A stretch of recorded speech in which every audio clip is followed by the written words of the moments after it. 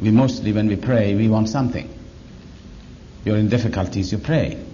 And Baha'u'llah, in fact, and Abdul Baha have left for us many such prayers, in which we read and we beg God for various things. But what I was trying to say was that if a person grows spiritually and becomes more and more closer to Baha'u'llah, he reaches a point that he doesn't want anything for himself.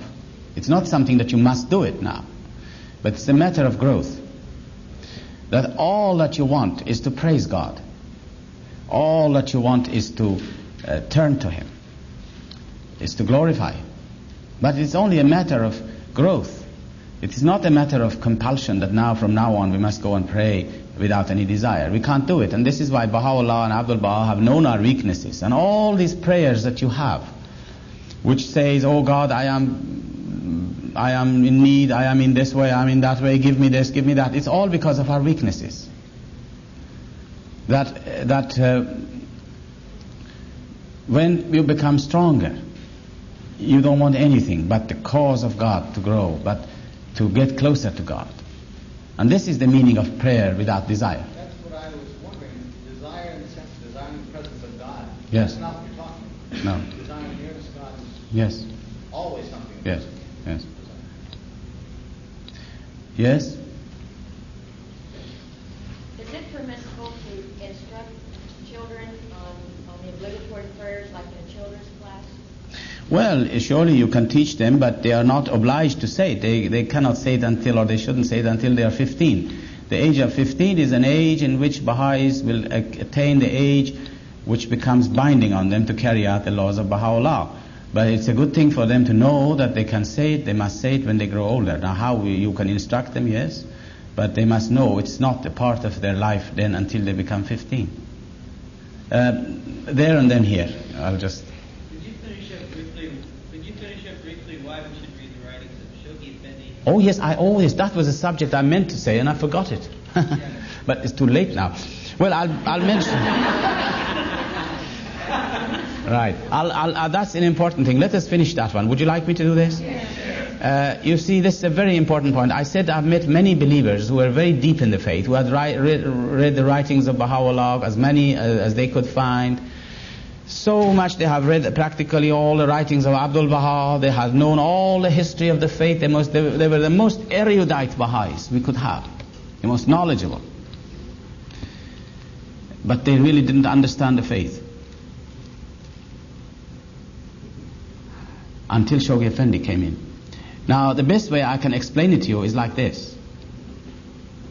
If you read all the writings of Baha'u'llah and Abdul Baha alone, and all the history of the faith, you will not understand the faith, necessarily. I will give you this example. You see, Baha'u'llah, have you seen these boxes which you give to children as gift called jigsaw puzzles? Now, when you look at the jigsaw puzzle, you will find it has a lot of pieces in it. And as you look at each piece is valid, isn't it? It's valid piece. It's valid, it's truth. It's good, it's right. But you look at each piece, they are not related to each other so much. And so you have a box full of items which are right and good and valid. But where is that picture? Now the faith is like that. Baha'u'llah and Abdul Baha have given us all the truths that we want to have. All the truth of this faith they have brought for us. They have given to us like this box, full of it.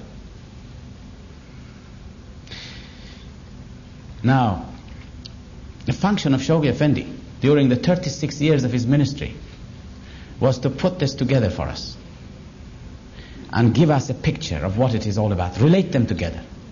He related all that Baha'u'llah and Abdul Baha had brought together and said, this is the Baha'i faith. Now, he never added one dot to the... Now, this is one thing that some of the friends may not realize.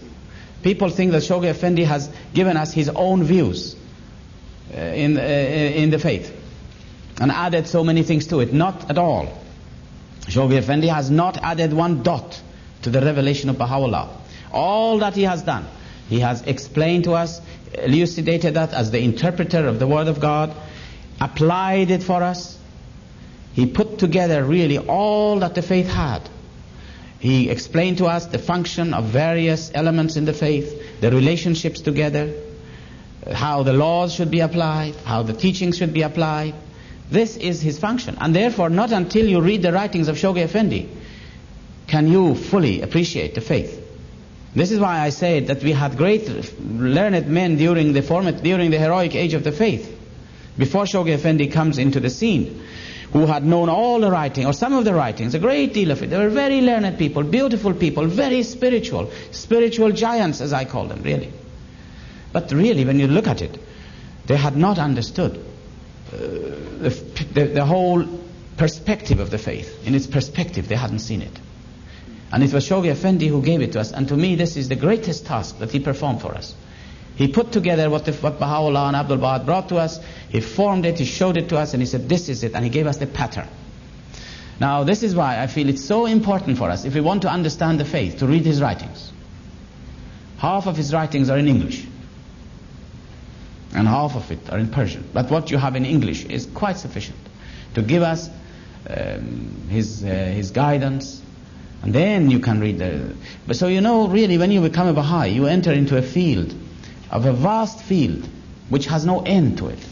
No Baha'i can say, well, I have exhausted it now, I'm glad I'm finished, I'm going to retire. You can't do that. As long as we live, we still have scope to read the writings of Baha'u'llah and understand a little bit of it, read the writings of Abdul Baha, read the writings of Shoghi Effendi, read the history of the faith. And I can literally tell you, if you want to take it seriously, you have no time to read anything else. You won't have the time to read the books that people write about the faith either. You won't have the right time. It's impossible to read all the books that people write about the faith. You can't do that. You have no time for it. You have no time unless in the future again a machinery is created for us which can condense all the things in one flash and push it into your mind. Maybe this is something in the future people might do it for us. But I cannot believe that you can do all of this. It's impossible to read all these writings and then try to see what other people think of. And then there is another aspect to it, the writings. And I mention this to you, and some of you may be surprised to hear this.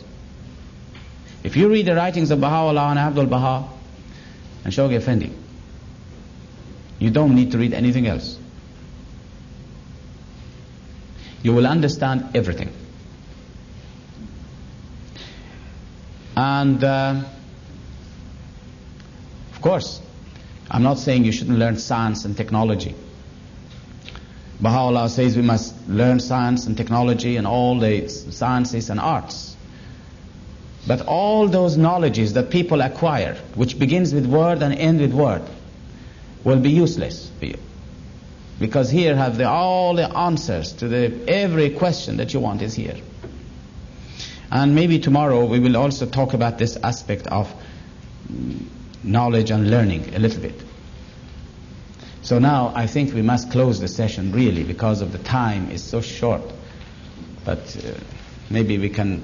I have two alternatives. One, the seeming contradiction, if you go to the book sales committee and buy a ring, the right price, buying some symbols, sometimes in the package you get a little folded up instruction by one hand cause how to wear this and so on. I think I do believe it, but anyway, your right hand. If you read, I'm not sure it's a Tablet Abdul Baha or whether it's hard to read or something, but Abdul Baha says in the last time, because it's closest to the heart. Do you think this is bad translation or not? So what is the heart? What is closest to the heart? I didn't hear it. The little finger on the left hand. Oh yeah. Closest to the heart. Well, yes, these are probably things. I think these are not essential things at this present time for us to go and follow. There are some things which will gradually become established when the House of Justice finds us the time they'll instruct us and all these things. These are secondary things. Well, friends, I hope that you haven't been very tired today. I'll collect all these. If you had also cared, you could write some of your questions. Would be all right. I can collect them in here, and this way I could maybe formulate it in the talks tomorrow. I understand that some of you may not be here on Monday, so that we will try tomorrow to bring in a good deal of the things which I feel may be of some help, if it is of any help.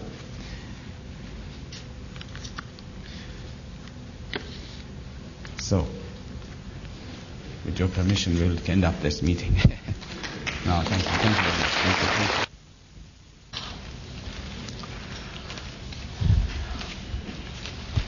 Well, friends, your love and your beautiful faces have so affected me since yesterday that I feel moved to pray to Baha'u'llah that this community may become a jewel in the whole Baha'i world, really, because you are jewels. I mentioned yesterday or day before how much the early believers at the time of Baha'u'llah would have longed to see one of you who have embraced his faith in the Western world, especially in all these remote areas. And I know that your country has a great destiny. Someone was telling us at the National Assembly meeting here that the people of this country, and probably Ireland, are the people who will, the countries who will bring great numbers into the faith in the Western world. And I hope very much that this will happen. You know, the powers of earth and heaven are working for us to promote the faith, provided we arise and provided we turn to Baha'u'llah. Once we turn to ourselves, then nothing will happen. Once you rely on yourself, nothing will happen. But if you turn to him and rely on him and bring him with you, then all kinds of things will happen. And time is short, really. The world is set for great upheavals and sufferings which will encompass mankind. And during this short period of time, we have to prepare ourselves for the time that great numbers are going to knock on our doors in the middle of the night and tell us, now we know what you were saying. Please tell us what should we do. We have to prepare ourselves for that day, because that day will come. You know, the world conditions will deteriorate. There is no doubt about it. This is what Baha'u'llah has said over 100 years ago. Baha'u'llah said that if the believers, if his believers, those of his time who had recognized him, if they had carried out his teachings with absolute sincerity and faithfulness, then the whole world, the great majority of the world, would have recognized Baha'u'llah in his day. But this did not happen. And so now we have to bear the consequences of mankind's failure to recognize him, and the leaders of the world the message of Baha'u'llah fell on deaf ears when they received it. All of these consequences will result in the breaking up of this old order. And day by day, as Baha'u'llah has mentioned, day by day, the conditions will become worse. It's not something which will become worse month by month, but day by day. That today will be worse than yesterday. And this is our experience also. We can see it with our own eyes. From every point of view. Morally, spiritually, socially, economically, politically. The society will break up, and is breaking up at a terrific speed. until what Baha'u'llah has said will become fulfilled. And then he said that suddenly, he uses the word suddenly. Suddenly that will happen which will cause the limbs of mankind to quake. That is a tremendous upheaval which will face us all. And from what Shoghi Effendi has written, it's not going to be a small thing. The limbs of mankind, the whole human society will quake.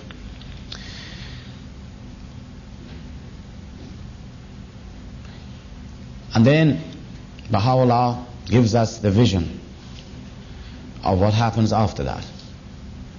Immediately after that. And not after that, but immediately after. Because he says, then and only then. Then and only then. I paraphrase his words, will the divine standard be unfurled. And the nightingales will warble their melodies, which means there and only then the cause of God will be widespread over the world. It will be proclaimed and great numbers will come into the faith. We have to prepare ourselves for that day. And our institutions which we are building today are going to be those institutions which are going to guide humanity. As torches, he says, these will become beacons of light which will guide humanity at the time of its greatest peril. Now, we are not going to go into this subject now. I didn't mean to talk about this particular aspect. And we know that the institutions of the faith, the cause of God, is protected in all these calamities and sufferings which are to happen. And I believe, and Shoghi Effendi has in fact indicated these things, I believe very firmly that if any believer dedicates himself fully to the progress of the cause, for the advancements of the faith, God will protect him. I'm not saying that we should now go and teach the faith so that we may save our neck in the future difficulties. This is not at all the right motive. Not, far from it. I'm saying this. God will protect the believers so that those who are steadfast in the cause and dedicate yourself. You know, the early believers that I met when I was young, if I tell you this, you may not believe this. They had the power of life and death in their own hands. They had reached to such powers. God had given them such powers that they had the power of life and death.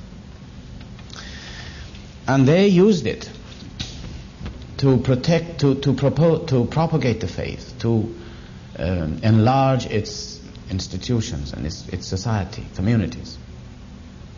This is because they had faith.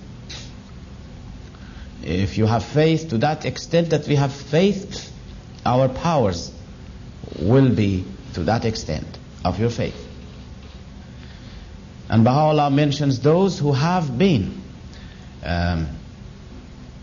who have become detached from the things of this world. And when you become detached, you know, it means that you will become attached to Baha'u'llah. And that's the meaning of it, really.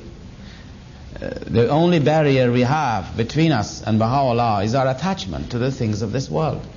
Once we become detached from it, then we will find that the powers of Baha'u'llah will descend upon us. And this is when things will happen. Well, friends, I don't want to talk about this subject at all, but as I said, the marvelous spirit which is created in this meeting, I feel it from yourselves, from you people. And I know that when I return back, I shall be very much uplifted by having met you and having come to your presence. I want to continue the subject we were discussing yesterday. Now, I'm not going to repeat what I have said yesterday, but I feel that those of you who are here may be able to follow the thread of the discussions. And those of you who are not here, probably you have to bear with me somehow. You remember the 2 points which so far we discussed. And for the soul to grow and to develop and to become closer to Baha'u'llah, for the spirit of faith, when we talked about the spirit of faith, to grow day by day, so that our faith becomes stronger day by day, stronger, so that Baha'u'llah's words become fulfilled when he expects of us that our tomorrow is better than our today. And we pointed out 1 or 2 points that we could help ourselves. And this was the way that Baha'u'llah himself had shown us. We talked about the saying of obligatory prayers, the significance of it. We said how much the saying of the obligatory prayer makes the soul humble. Really, when you read it carefully and in the presence of God, in the privacy of your own chamber, you read that and you see how humble we become. We become like that drop which I was mentioning yesterday, seeing the ocean. And then great powers can descend on the soul. And then when we read the writings of Baha'u'llah, and we talked about what the writings consisted of, so different from prayers, then great powers again will come. But that's not enough.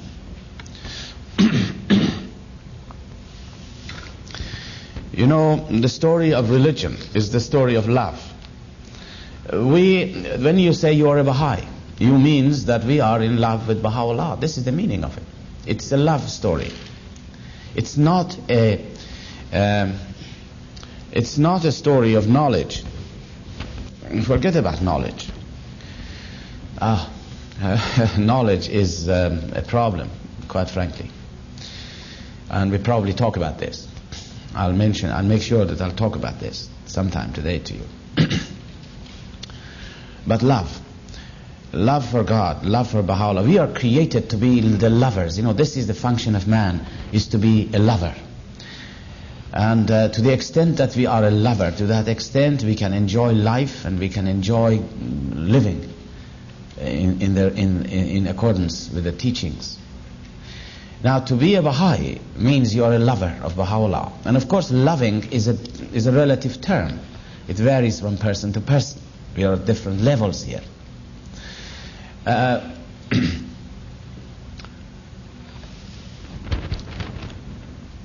When you love somebody, the sign of love, a real love, is that you are ready and willing and really longing to do what your beloved asks you to do. Isn't that right? This is a true love I'm talking about. I'm not talking of superficial love that we think somebody may think he has for somebody else. You know, the real love. When you have a real love, you don't want anything for yourself. You realize this? And if you ever want anything for yourself, it means that you are not in love with that person. Now, if you say, oh yes, I love this person because, oh, he's very rich and he's got cars and houses and business, I love him. This is not love, this is selfishness, you see. But a real love is when you don't want anything for yourself, that you want everything for your beloved.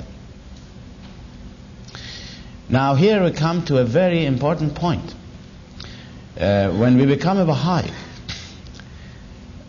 and when we love Baha'u'llah, we want to do everything he has asked us to do, to carry out his teachings.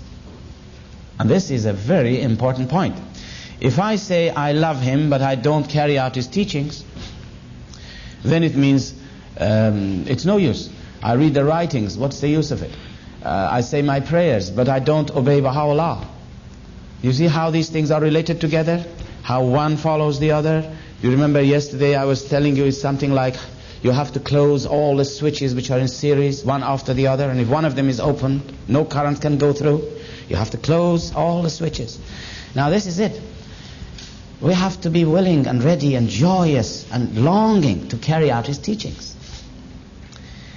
And his teachings is not purely, and his laws, the laws that he has given to us. Now in the Western world, we don't have many laws. Our laws are very few that Baha'u'llah has now given to us. The time will come in the future that we have to carry out more laws, which he has enjoined upon us. But the laws that he has given to us are so few. I mean, I will count them for you. We can count it with the fingers of your hand. Do you know what the first law of Baha'u'llah is, which we are asked to carry out? The most important of these laws? It's a law. And law has precedence over anything else. If there is a law, and if there is a teaching or a saying, the preference comes to the law of Baha'u'llah. I mentioned yesterday, if there was a choice between reading the writings of Baha'u'llah and saying the obligatory prayers, we say the obligatory prayers because it's the law of Baha'u'llah. Now the first and the most important law of Baha'u'llah is the saying of obligatory prayers and fasting. It's required of us. And he mentions, Abdul Baha also mentions, that if we do not do that, we will not be able to get close to him. There is a barrier already. And we have to make this a habit. Let us, all of us here, as our chairman was saying, really determine and try it. I would suggest, and this is of course, I'm mentioning this to the new Baha'is, because the older Baha'is are familiar with this. But I'm mentioning this to newer Baha'is. Let us try this for 3 months. Do it regularly. And regularly read the writings, and then you forget about it. Just remember it for 3 months. That's enough. Then forget about it. All will work out then. You will find it becomes a beautiful picture. You try it. You try it and see how one's life will change.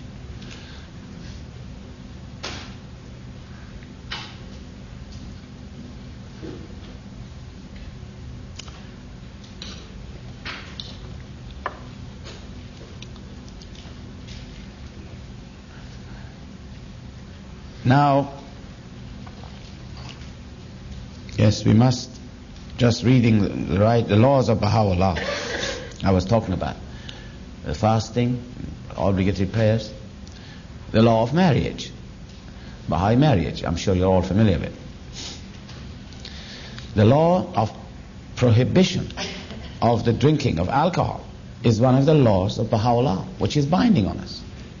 It is time that now, in the Western world, we are able, as Baha'is, and especially the young Baha'is, to stand erect, well-oriented, strong people who will stand up in the public and say, I will not drink because Baha'u'llah has forbidden it. And the same thing applies to the taking of drugs. These are the things we have to be frank with people who become Baha'is and tell them this. They have every right to know this.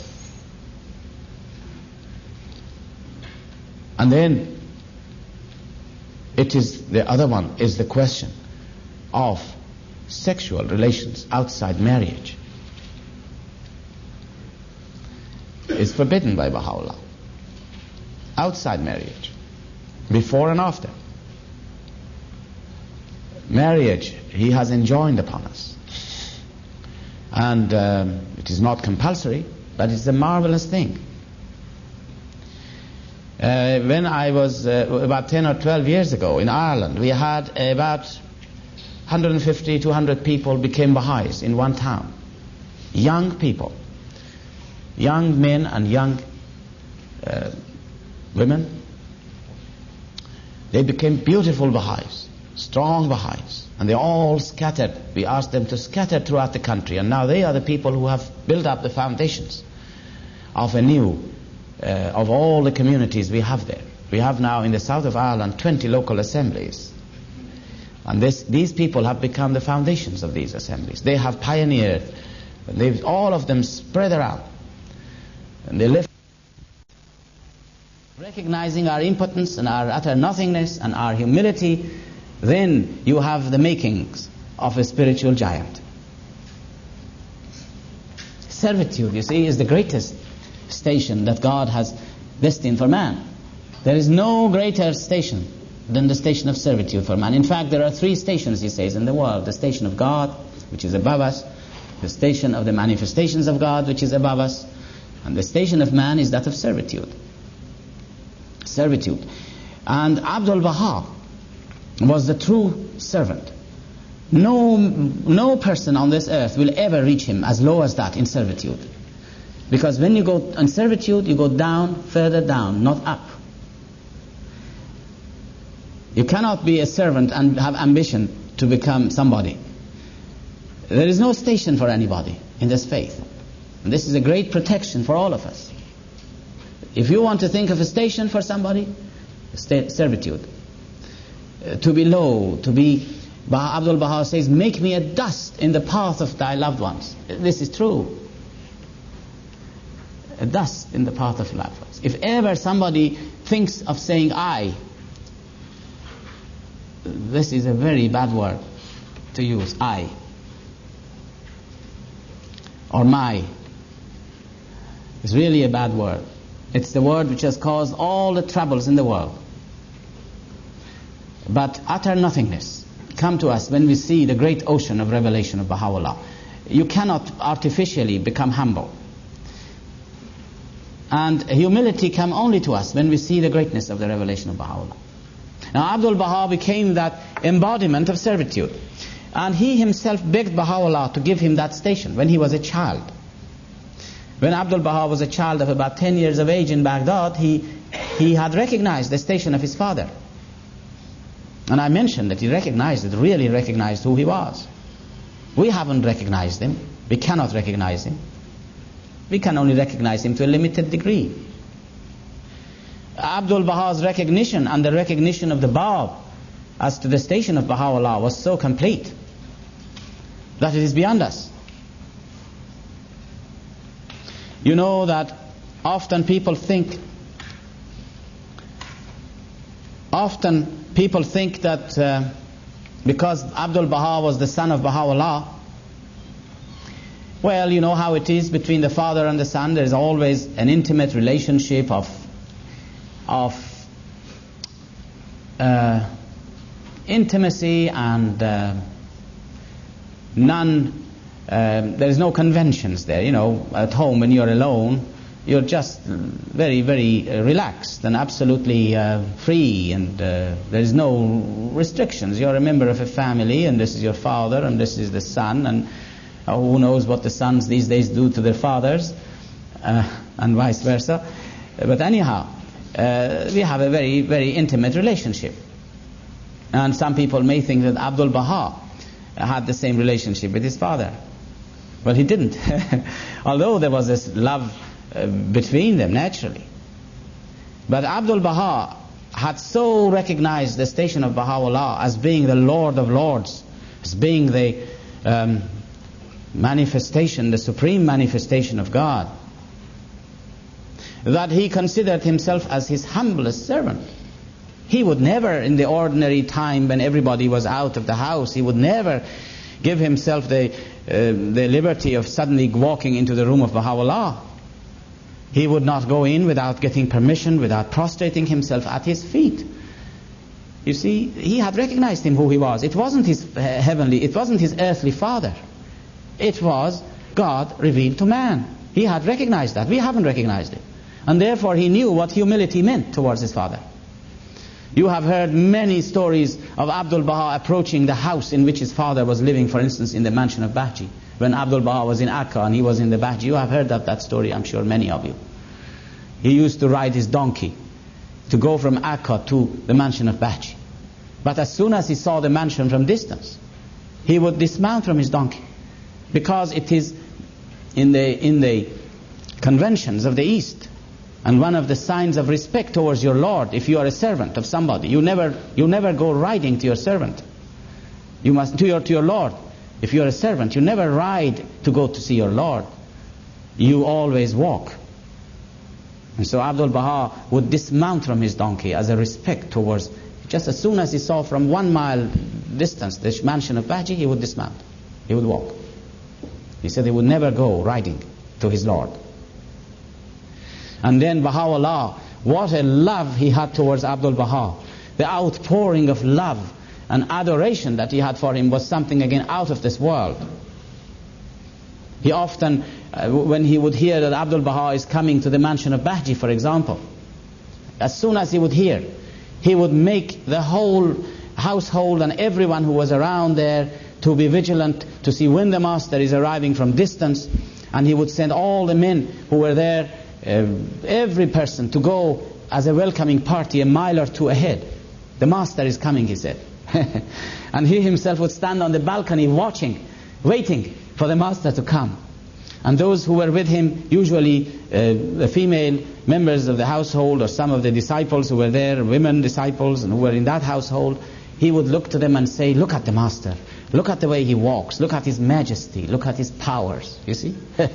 Now this is a love relationship between the two, but one is the Lord and one is the servant. Now one, Baha'u'llah, you can consider him like a summit of a lofty mountain. And Abdul Baha, the lowest servant, the lowest valley. The lowest valley. No one can reach him as low as that. The lowest valley down there.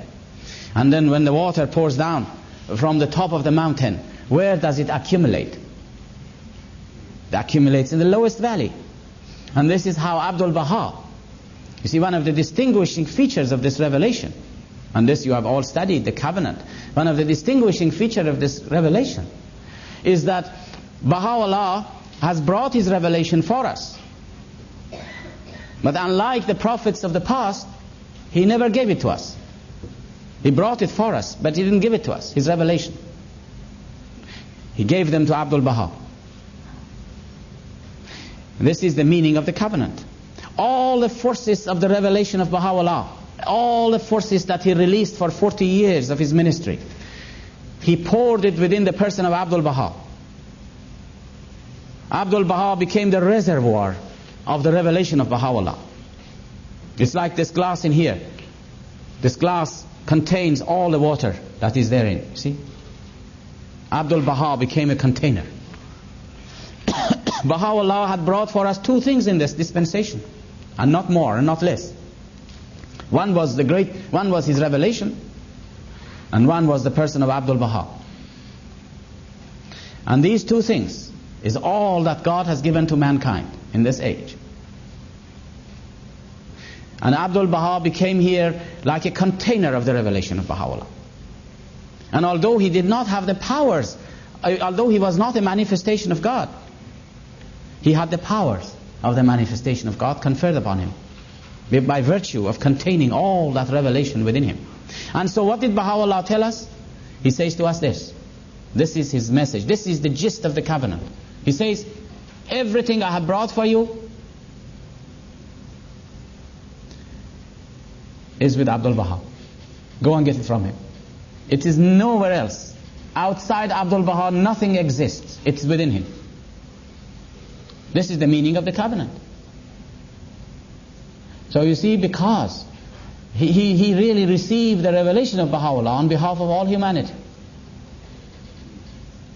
and held it there and protected it, just like a wall that you put around an ocean. And it was an ocean of revelation. And that wall, many people tried to break through. The covenant breakers during his ministry. You should study that turbulent history of the faith during those 29 years. They tried to break through this great wall of this ocean and to get to this water of life. But Abdul Baha and a few of the believers who rallied around him like lions, they protected this covenant, this cause. And so they couldn't break through. And today, of course, it's a different story. That wall of the covenant is so strong that it'll be foolish to think anybody can even think in terms of breaking through it. It's a tremendous revelation, really. And Abdul Baha and Baha'u'llah here have this reciprocal goal of one complementing the other. bringing to us the revelation of Baha'u'llah. Well, friends, I think we should take a break here, and then I will probably remember some of the things that I have forgotten. We will see. Do you think we can start again?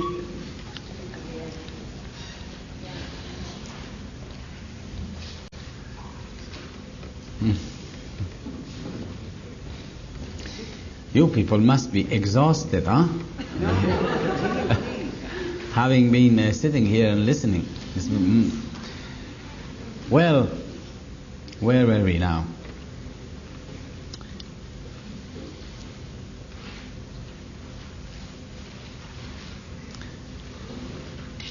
We were trying to understand something. Very little we can understand, remember, of the revelation of God. It's beyond us. We can get impressions of it, but not really to understand it fully. We were trying to understand something of the greatness of this revelation, and therefore appreciate the power of the words which are revealed to us in this day by Baha'u'llah. And we were talking about the revelation, how it came to him, how with such forcefulness, with such rapidity, the words were revealed in this age, that the world has been filled with the great ocean. It's like an ocean, really, of revelation. You know, Baha'u'llah has revealed, as I said, the words with such rapidity that within 1 hour, 1,000 verses would have been revealed. To describe this for you and to show you the relationship of this revelation with the revelations of the past, we can look back and see the revelation of Islam, the revelation of the Quran. The Quran, which is the book of Islam, took 23 years to be revealed, and that is over 6,000 verses. Well, mankind needed only that.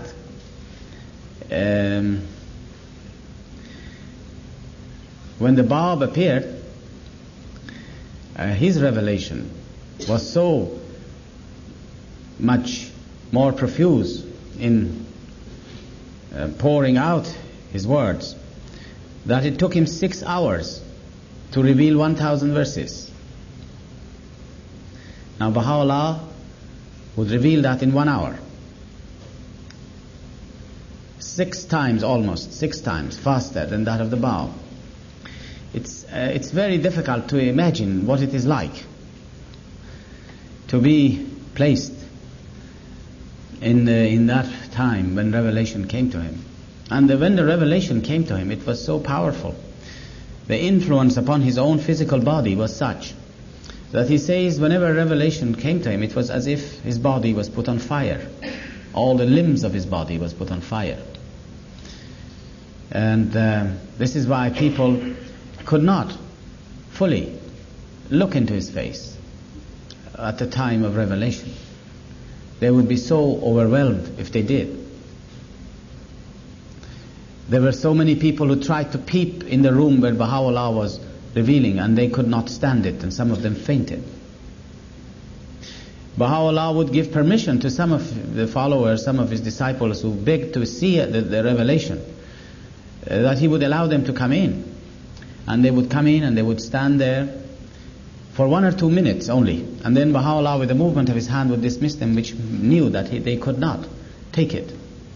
And those people were so shaken during that experience. The experience was so much soul stirring that in one of his tablets, Baha'u'llah says, if man was not weak, if God had not created man as a weak creature, we are weak creatures really, in one sense. If man was not weak, we would have allowed all people to come and witness the revelation of the Word of God. But they cannot stand it. You see? So,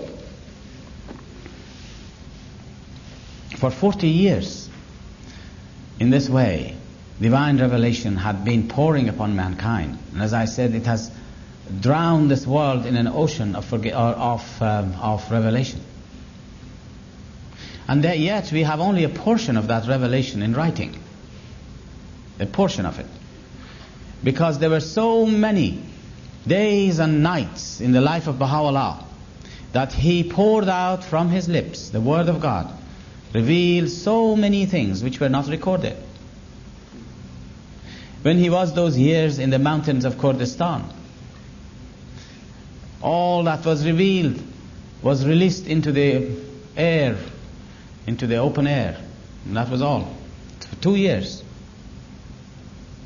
And when Baha'u'llah came to Baghdad, Nabil mentions that for some years, every day and night, the equivalent of the Quran would have been revealed by Baha'u'llah within every 24 hours and not recorded.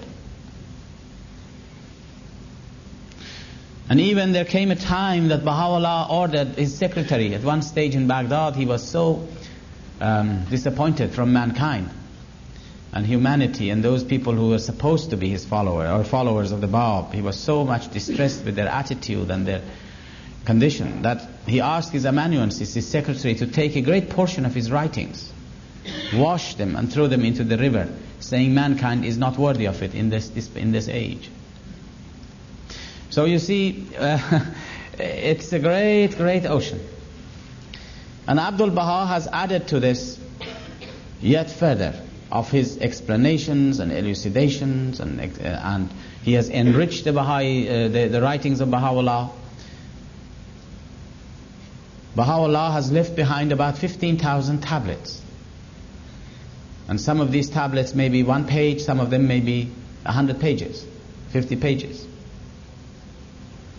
Abdul Baha has left behind something in the order of 26 or 27,000 tablets during the 29 years of his ministry. Again, the size of these tablets vary very much indeed. Shoghi Effendi, the guardian of the faith, has left behind also something in the order of 26 or 27,000 letters, some of which were so lengthy that they merited to be published in the form of books. Such things as the advent of divine justice, the promised days come, these were letters of Shoghi Effendi, they were not books. The National Assembly of the United States decided to publish them and to give it a name and to put subtitles for it, as you've noticed. All these letters of the world order of Baha'u'llah which are included in that, each one of them is a letter. The only book that Shoghi Effendi wrote was God Passes By, which is a history of the 100 years of the faith. So you see how much information we have, how much guidance we have. You see, the world is full of it. And how all these writings have to be compiled and edited and indexed so that we can have access to it. Those of you who were there last night, I was mentioning how when I was a child I used to hear from the Baha'is in Persia that how can we go and teach the faith all over the world with donkeys, because they had never seen any other form of transportation. They could not visualize anything else. And the answer was that God will create the means for it. God will create the means. And now we can see the means here. I mean, you travel with the speed of sound now, or double the speed of sound. So you see, when the faith needs it, it will be created for it. This communication which has come into being is in order that the message of Baha'u'llah may reach to all mankind. Without it, the faith of Baha'u'llah would have been really meaningless. To have a religion which is for the whole world and yet not being able to communicate. And as days goes on, and as the needs of the faith are more and more apparent, then God will create the means for it. I have mentioned this maybe to some of you. You may have heard me saying this. I believe firmly that every time that the faith goes through different stages of growth, and it's growing constantly. And as you need the means, it will be given to us. Some 30 years ago, when I was in Dublin, I wanted to make a telephone call to Tehran. And it took me 2 days to arrange it. Because you have to find out, you have to see who you're going to speak in Tehran with. You couldn't have a direct communication, a telephone. and that they would send a telegram to him, and he would come to the post office at a certain time, a certain hour, and we would go to the post office in our end at a certain time and a certain hour, and then by radio telephone, after 3 days of arrangement, we could speak together. Well, that was good enough. But today, the faith is moving with such force. The Baha'i world is becoming so active internationally. We have to be able to crisscross each other around the world. That you want to lift up your telephone at home and say to your friend, I'm coming, instead of today, I'm coming tomorrow. You have to be able to do it. And you see, the means are created for it. Always the means, as the faith grows, the means for its communications will grow with it. Otherwise we couldn't work. We could not have an international community if we did not have these simple facilities which we take it for granted. We couldn't. 30 years ago you could not have traveled from London to here. You may have traveled with great difficulties, probably. So many places and difficulties. 40 years ago certainly you couldn't. And there was no need for a person like me or somebody to come from England to here. There was no need for it. We did not have this universal relationship. There was a time that the faith was local in its functioning. When I was a young person, the faith has a local characteristic. Although we knew it was for the whole of mankind and the world, but our vision would not go beyond our local communities, because we were cut off from the rest of the world, from the rest of the country even. In our little village, for instance, if only a person would go once a year to the capital, it would be considered as one of the greatest acts he had done, to go to the capital. And when he came back, he would be considered as a very special man who had been to the capital. We did not have newsletters coming in every month like this. We did not have any of these things. The faith was really having a local characteristics. We used to teach in our town. We had the tablets of Baha'u'llah and Abdul Baha and the writings of Shoghi Effendi. Whenever it came, it would reach us.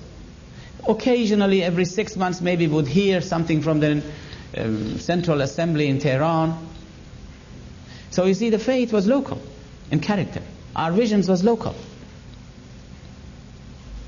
And then, it was like this until Shoghi Effendi really gave us the vision of national consciousness. And this happened in the 1940s. In America, it started in 1937 when the first 7-year plan came. And then in here they acquired a consciousness that you shouldn't be concerned with your own town, but that you should be concerned with the whole country. But in the rest of the world, it was in 1940s. The Shoghi Effendi gave plans to various countries. And in those days there were 7 or 8 national assemblies only. And to these 7 or 8 national assemblies in the 1940s, Shoghi Effendi gave them a plan to extend their teaching activities in other towns. And the idea occurred to us that we can and we should communicate with each other. And then the national communication was such that we could go from one town to another. We had then cars coming in, we could travel from place to place, from one town to another. And we acquired gradually, until 1953, we acquired the national consciousness. The faith rose up from a local level into a national level.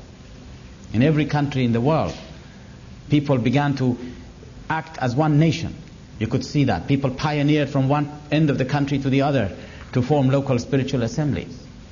And so he rose up from that state of local into national. And it wasn't until Shoghi Effendi launched the 10-year crusade with which he brought the whole world together. And it didn't happen right away. It happened 10 years later. In 1963, when we had this Jubilee celebrations in London, in the Albert Hall in London, when we realized we became an international community, we acquired a consciousness of international consciousness. Then it was the whole world. Baha'is began to travel from one end of the world to the other. We used to send pioneers from one country to another country, one end of the world to the other. But in the 1940s, it wasn't even conceivable that somebody could pioneer, say, from Persia to England. It was impossible to even think about it. You wouldn't think in such terms. If you wanted to pioneer, you would only go to a town in your own country. So you see how we raised from local into national into international community. And as we rose in these conditions, the world facilities, the physical facilities, rose with it. When we became an international community, we needed to communicate with each other on an international level. And gradually, these facilities were created for us. You know, I was talking about the writings of Baha'u'llah. I was saying how vast it is. I was talking about the writings of Abdul Baha. I was saying how vast they are. And the same thing with Shoghi Effendi's. But do you realize that during the lifetime of Shoghi Effendi, who was the guardian of the faith, none of these writings were indexed. None of them. None of them was in a form that you could try and say, I want on such and such a subject, what Baha'u'llah has said about this, that you could find it. All this great many writings, it was not indexed. And Shoghi Effendi did not need it to be indexed. He was divinely guided. You asked him a question and he would reply to you. He would say this means this and that means this and you should do this, you should do that. But when the House of Justice came into being, in 1963, it was a different story. The House of Justice realized that they could not work, they could not give guidance unless they knew what Baha'u'llah has said on that subject, what Abdul Baha had said about that subject, what Shoghi Effendi has said about that subject. But how were they going to find it? With all this writings of Baha'u'llah, which is an ocean, I described to you the immensity of the writings. How can they pass a resolution without looking at the writings? They couldn't. And so, the first thing they did was to have this research department established. And in this research department, the first thing they did, they began to index the writings of Shoghi Effendi. Or how they did it. I remember looking at the way they were working in those days, 1963. They would read a letter of Shoghi Effendi and they would see in one page there are 5 questions, 5 different subjects. Well, the ideal thing was to take 5 copies and put each one in a file. That's what you would do. Each one a different subject. Now, do you realize that perhaps you may be surprised to hear this, but something very simple nowadays we have, and it's called a photocopier. Well, that machine became available commercially just at the time that the House of Justice came into being. Before that, it didn't exist. And if we didn't have that simple, straightforward machine, how would you be able to copy 26,000 letters, each page 5 times? You know, put it in their files. Impossible. It came just in time. It didn't come at the time of Shoghi Effendi. We didn't need it. But as we needed it, it came into being. And I remember when they were making these indexes, someone told me this. He said, we have got now 500 subjects on a master index. They're card indexes. 500 subjects. How can you remember them? How can you know which is which? You will forget it tomorrow, what you have written on the first page. The mind could not conceive it, could not take it. And then came the computer. It took over. And now you go and ask them, you go and ask a question. I want to know what Shoghi Effendi has said about that subject, what Baha'u'llah has said about that subject. You just ask them, and this is what the House of Justice does. As soon as you ask a question from the House of Justice, they will ask their research department to see what Shoghi Effendi has said about it, if any. What Abdul Baha has said about it, if any. And with the press of a button, you get the answers where to look for them. And it is copied, put in front of the members of the House of Justice. They know now what is involved. Do you see how, as the faith needs it, things will come for us? Now, how can you imagine the House of Justice could have worked in any other way? How could they give guidance in an ocean of writings without these facilities? But these facilities were not here at the time of Abdul Baha. These facilities were not here at the time of Shoghi Effendi. They came into being just in time. And I can assure you that as time goes on, and as the speed of the growth of the faith increases, and when great numbers come into the faith, and we are going to be faced with complexities of administration, which we now cannot even imagine how we're going to handle it, facilities will be created for us. The world, all these things will be solved. God will create the means. I told you this yesterday. This is what I remember I heard this when I was 8 years of age. When the believers could not imagine they can travel throughout the world on donkeys. And they had never seen a bicycle even. They couldn't visualize any form of transportation. And they were asking, how can we go? And the answer was, this is the cause of God. It will create the means for it. And now, it will create the means for everything we need. Well, friends, we have seemingly gone away from our subject quite a long way back. We have to bring you back again. We were talking about reading the words of God in the morning and in the evening. Do you remember that? Or have you forgotten it? Yes. Well, if we read the words in that spirit that I mentioned, and knowing that the power is latent within these words, then it will influence our hearts. We must also know, going back to the Word of God again, that the Word of God is creative. Everything which is uttered by the manifestation of God, it operates, it becomes effective. Even whatever that word may be, I will give you an example of this. Over 100 years ago, when Baha'u'llah was living in a tiny little room in a house in Akka.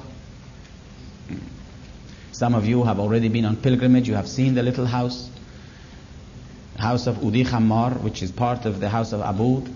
Now, there is a little room in which they tell you that he revealed here the Kitab-i-Aqdas, the most holy book.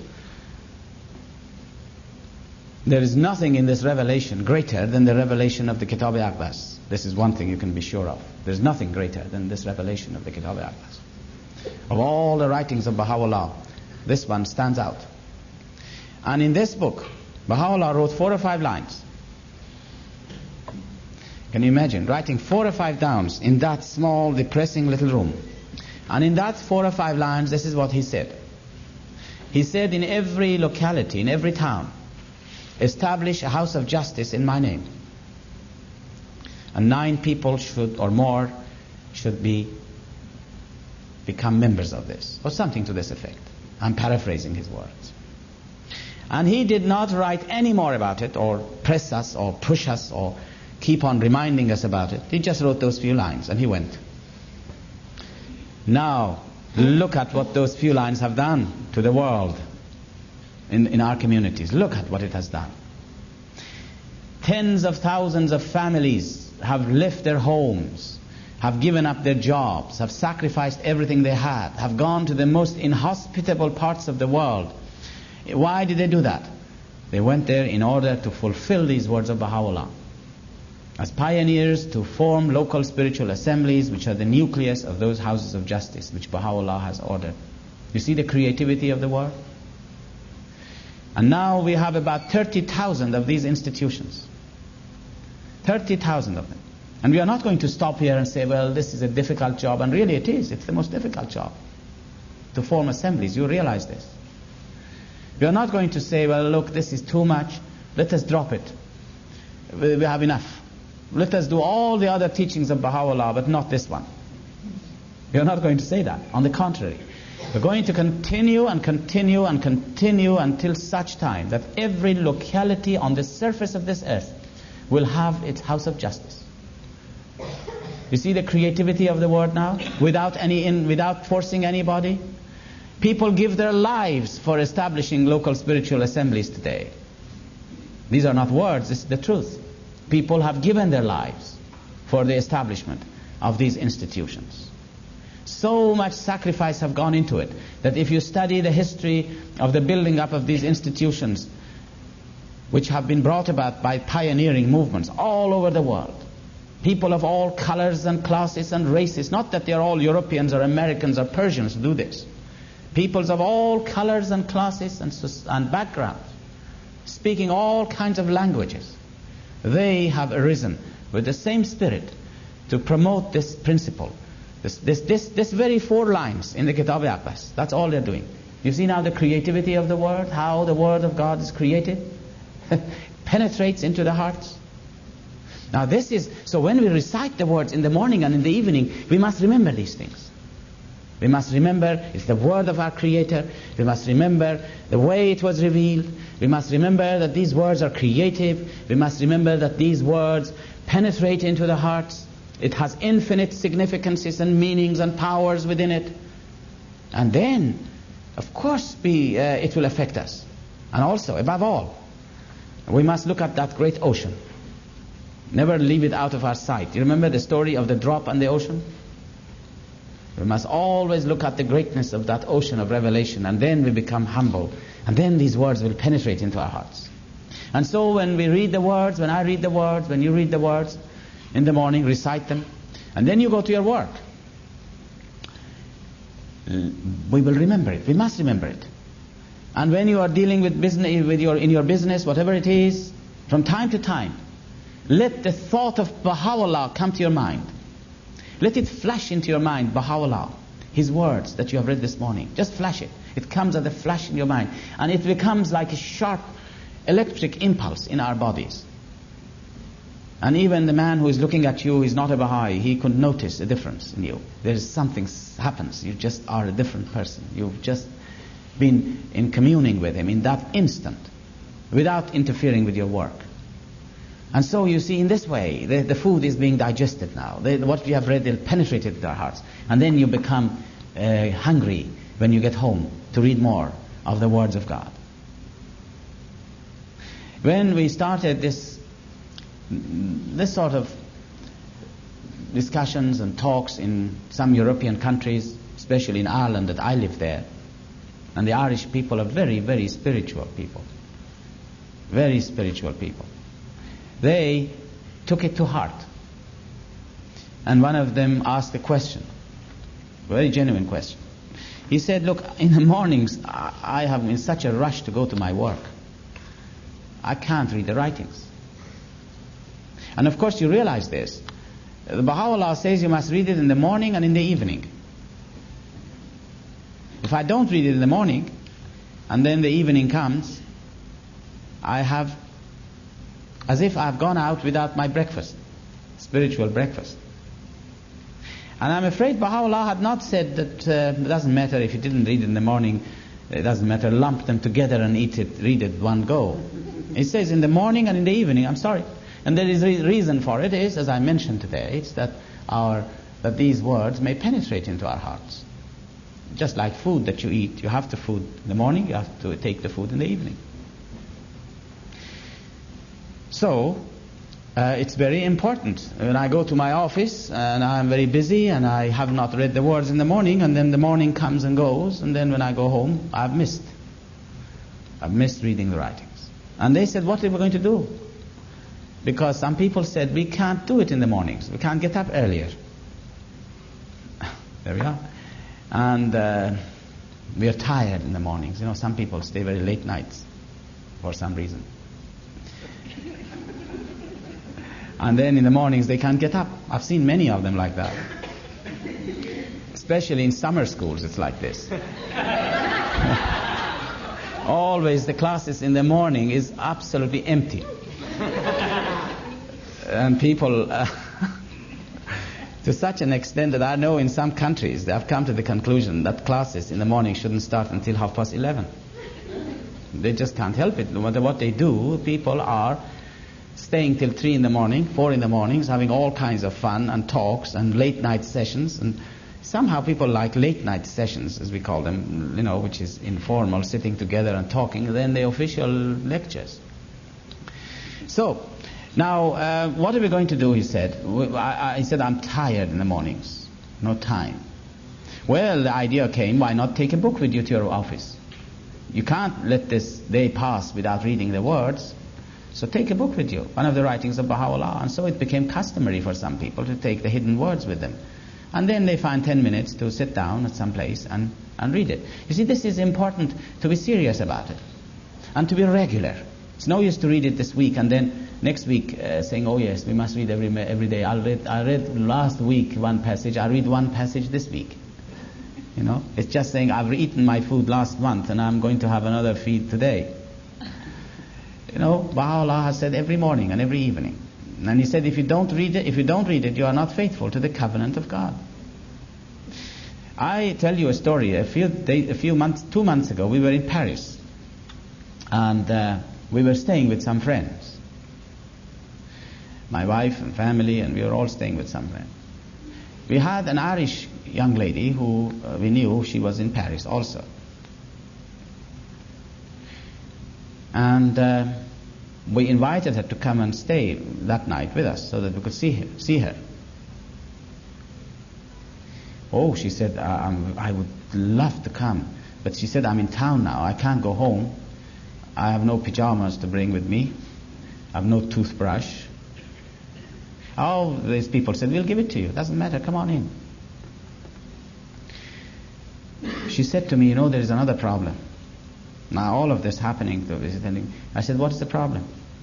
She said, these people we are staying with, they have no English books. No. She said, I must read the writings tonight and tomorrow morning. I have no books with me. Have you got an English book that you can give it to me of the writings of Baha'u'llah for tonight and tomorrow morning? So that she could come and stay. You see now how serious it is? This is how they have taken it to their hearts. And now the faith is growing there with beautiful qualities of people coming into the faith. Now all of this is really because we are turning to Baha'u'llah, obeying him, his teachings, obedience. If he is the voice of God, then he must be obeyed. Obedience. So now, so much about reciting the words in the morning and in the evening. And you know why we said all this about reciting the words in the morning and in the evening, how this came about, you remember? We were talking about the soul. We talked about the spirit of faith being born. This morning we talked about how the spirit of faith is born. How our soul becomes pregnant, becomes fertilized by the influences of the revelation of Baha'u'llah, and how it will give birth to the spirit of faith. And then we said, now that you have given birth to, like a mother who has given birth to a child, you have to feed it. That's why we talked so much about reading the writings of Baha'u'llah. And I want to remind you again, there's a great difference between the writings, like tablets of Baha'u'llah, and his prayers. Prayers are different things, and writings are different things. And we said this morning how opposite of each other they are. You remember that.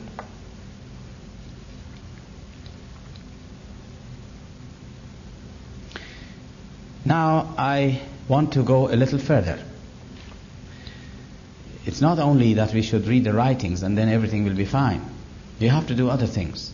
Just as I said this morning, in order to live, you have to do a lot of things together. You have to eat, you have to sleep, you have to cook, you have to shop, you have to wear clothes, you have to do a lot of things to live. And it's the same thing in the faith. You have to do a lot of things together.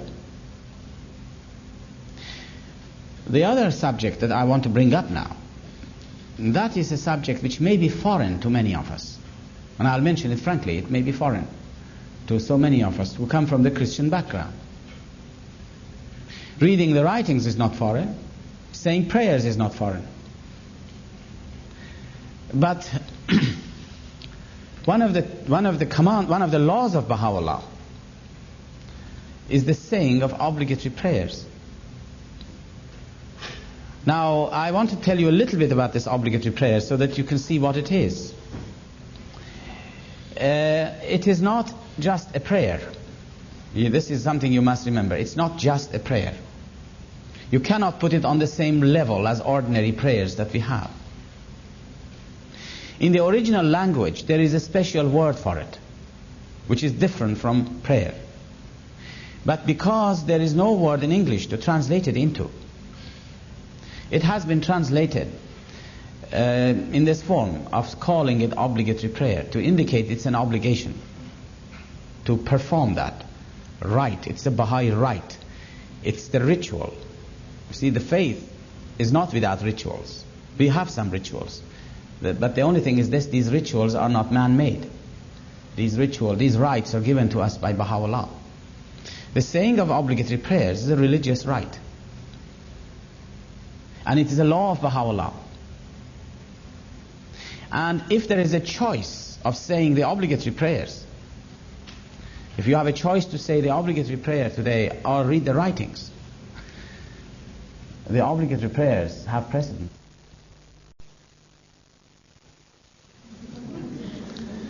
And it's very beautiful. You see, God has not forbidden, has not withheld from us all the pleasures of the world. You must not think that Baha'u'llah has come to stop us having pleasure. All the pleasures of this world, you can enjoy it, and it is for you, but you have to do it in the right way. Baha'u'llah mentions the idea of detachment is not to become a poor man and a mendicant or live an ascetic life. You can, he said, have all the good things of this world. He said, in fact, all the good things of this world, in one of his tablets he mentions, all the good things of this world is created for the loved ones of God. It's all created for you. But he says, do not become attached to them. Do not make them to rule you, to rule over you. But you can have them. He says, if you can eat in vessels of gold, eat in vessels of gold. But don't become attached to them. Don't let them become your master. So you see, the idea of detachment is so different from what people think. When you say detach yourself from the things of this world, some people think now this means you have to become careless, you have to give up the world. And this is against the teachings of Baha'u'llah. He has never told us to desert the world. He says, in fact, he says, engage yourself in all the work and the professions. And he says, your work is service. Your work is worship of God when you are working. So you see that how much the view of detachment is different from what we understand it. Now that I'm talking about detachment, let me go a little bit further about this, because this is a subject which we often talk about. We often talk about this. In the writings you hear more and all the time telling us that you have to be detached from the things of this world. To be detached does not mean, as I said, to become careless, to give up the world and become poor. In fact, sometimes poor people are much more attached to the world than rich people. You know, sometimes poor people are much more attached to than the rich people. There is a story in Persian of a king and a dervish. Maybe you have heard that story. It's a Persian story. And the king and the dervish. The dervishes are supposed to be. Now they're supposed to be renounced. They have renounced the world and they are detached. And in fact, they have nothing. And they have really, that's one thing. They have nothing. And they go around and they have got a little basket. And they carry this basket around with them, so that as they go around, people would just put a little bit of food in these baskets for them. And they sleep anywhere that they come across. You see how much this is against the teachings of the faith? Although they think this is detachment. This is very much against the teachings of the faith to do this. Anyhow, it was supposed to be, this man was supposed to be so detached from the things of this world that the king became very fond of this idea. And he invited this dervish to his palace. And then they stayed together for some time there, and he taught them a lot of lessons about detachment. And the king became very, very much of a convert to this idea. And he said, well, I'll become like you. And so the king disguised himself in the garb of a dervish, left the palace, and they both of them left the palace and went on wandering. You know, just this is what they do. They wander around. And after a mile that they'd gone, suddenly the dervish, in horror, he found out that he has left behind his basket in the palace of the king. And he said, oh, this is terrible. We have to go back and get our basket. I can't go without it. The king said to him, look, I have left behind my palaces. And you were attached to your little miserable basket, you see. Which is true. Now you see, really, detachment has nothing to do with riches or with poverty. Although Baha'u'llah says, and so in other religions, that if you are a very rich man, it's difficult to be detached. But if you become detached when you are in a position of wealth and other things, then your station is very high indeed. But really, detachment, again, I think I was mentioning it some time ago to the friends here. One evening we were together, and I mentioned the meaning of detachment as far as I understand it. I'll repeat it for you here. You know, every person, all of us, by nature, we are very possessive people. By nature, man is possessive. We want to possess things. We want to own things. We want to own our own things. And as you go around, you go and always add things to your collections. We are collectors. You have a house, you have a business, you have money, you want to add to it, you go out, you find something beautiful, a beautiful painting, you add to it. This is your collections. You bring it home. And we gather these things all around us. This is true, really and truly. I suppose if somebody looks down upon us from the spiritual worlds of God, who have passed from this state of attachment, they will be amazed how we are gathered things around us, you know.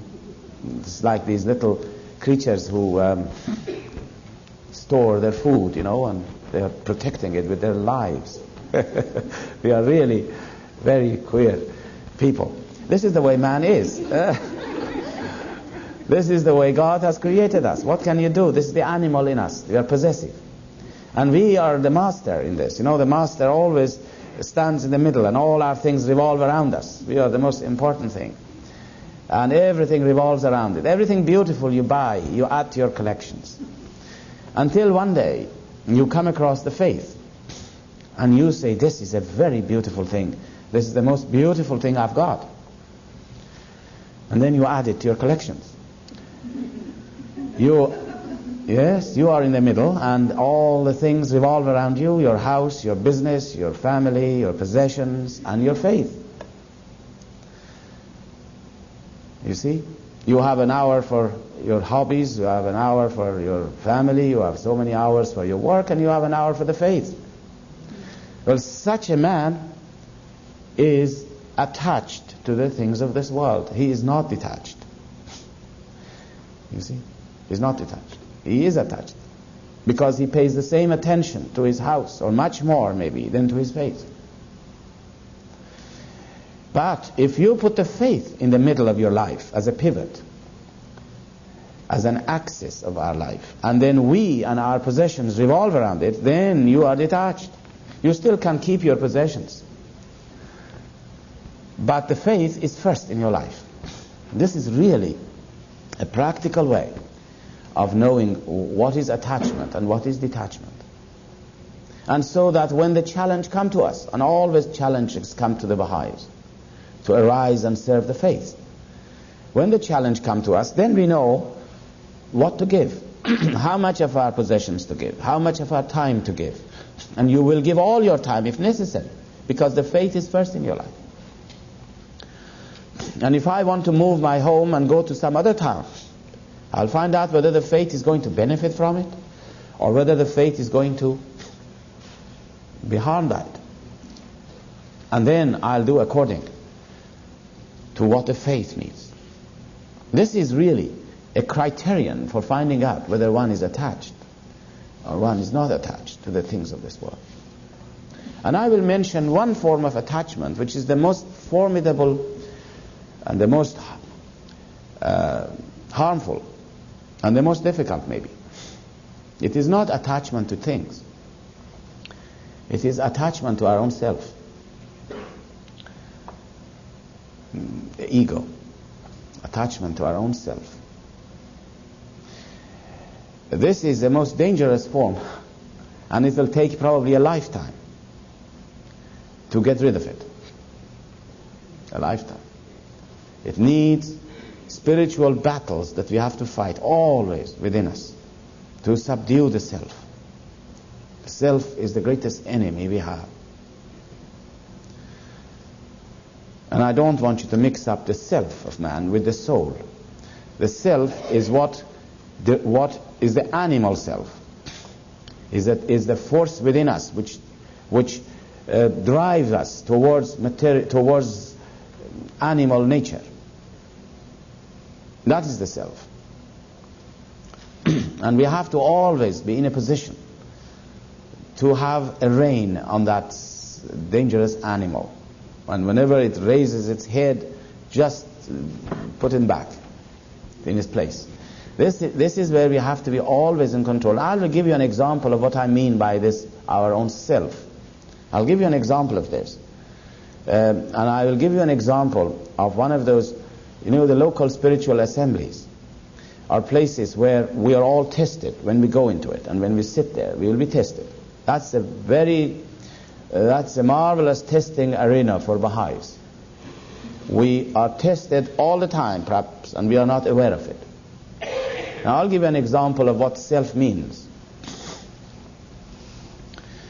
An attachment to self means we become attached to our opinions. I love my opinion. It's my views.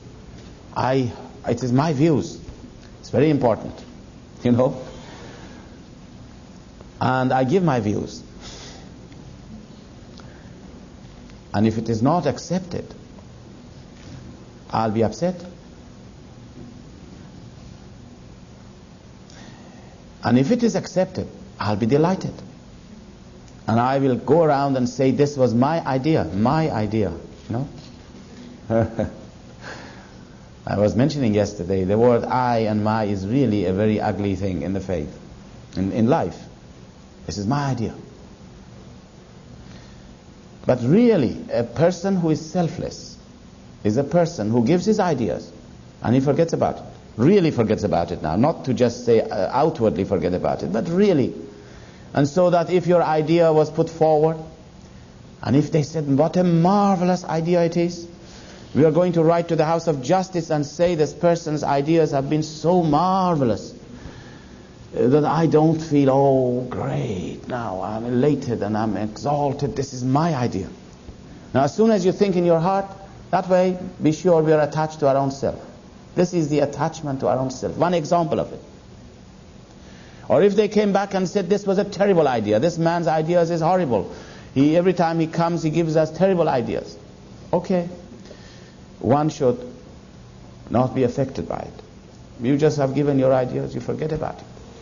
Because in this faith, now nobody is telling us that we should suppress our views. I'm not saying that. In a local assembly, we have to give our views frankly, and if you found that your friends did not understand you, you have to give them another explanation of it and explain to them. But once you give it in, once you give your ideas, it's no longer yours. You have to forget it. This is selflessness. Now, this was just an example of what self is. This I is the self. And in this faith, Baha'u'llah in this day and age has removed from us, from our midst, anything which would compel people or make people to become, to have a position so that they will become, they will go around and throw their weight around, as they say. There is no such a thing in the faith. This is one of the great bounties of God, that Baha'u'llah has completely eradicated the idea of personalities. The great station that we have, as I said yesterday, really is that of servitude. A real servant is very great and beautiful. A real servant is the most beautiful thing, the most exalted thing we can do. And a real servant will never want him to be exalted. As soon as you get him exalted, it's not nice. And I think that we have to learn these things as time goes on from the writings.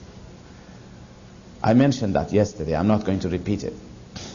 And here we come to another one of those teachings of Baha'u'llah, which not until we carry it out can we do anything proper, and that is to love one another.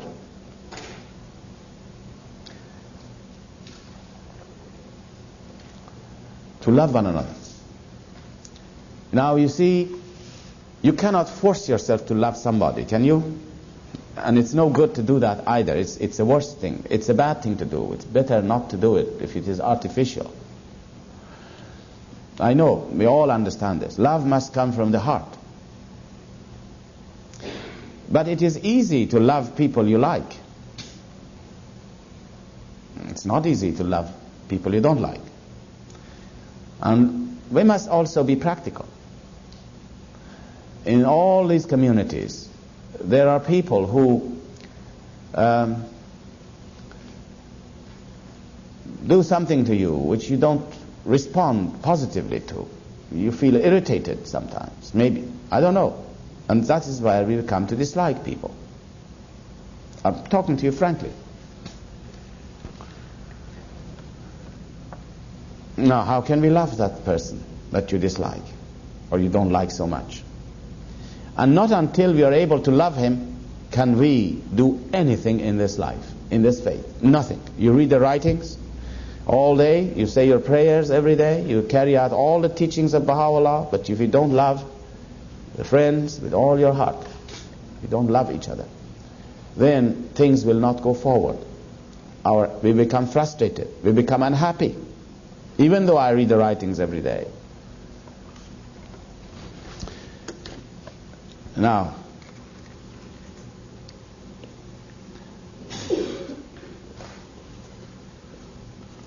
I must make a note of some of these things that comes to my mind.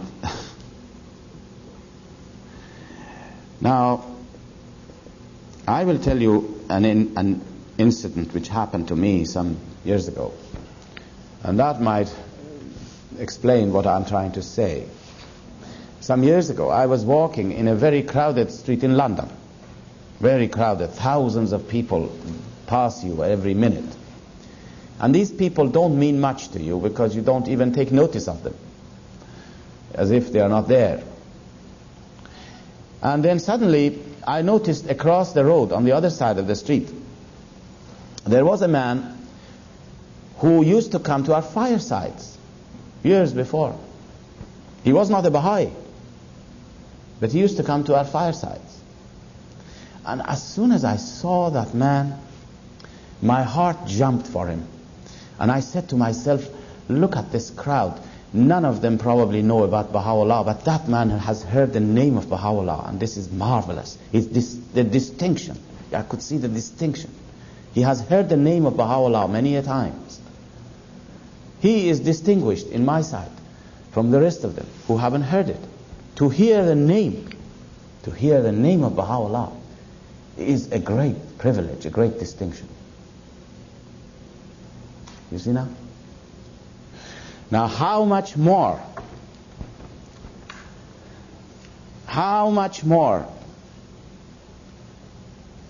is the position of a person who says, I am a Baha'i?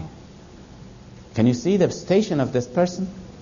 Forget about his doings. Forget about all the things he does which run against your grain and upset you.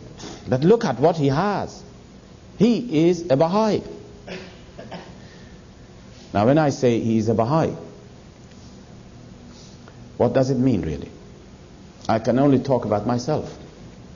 Do you know really and truly, and I mean this, I cannot say I am a Baha'i except I'm related to him by name. It's just a name. It's just that I'm attached myself to his name. I cannot say I am a Baha'i, truly. Impossible to say that.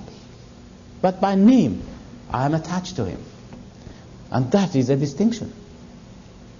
Who cares what I do and what my life is? Who is not perfect? Who is perfect?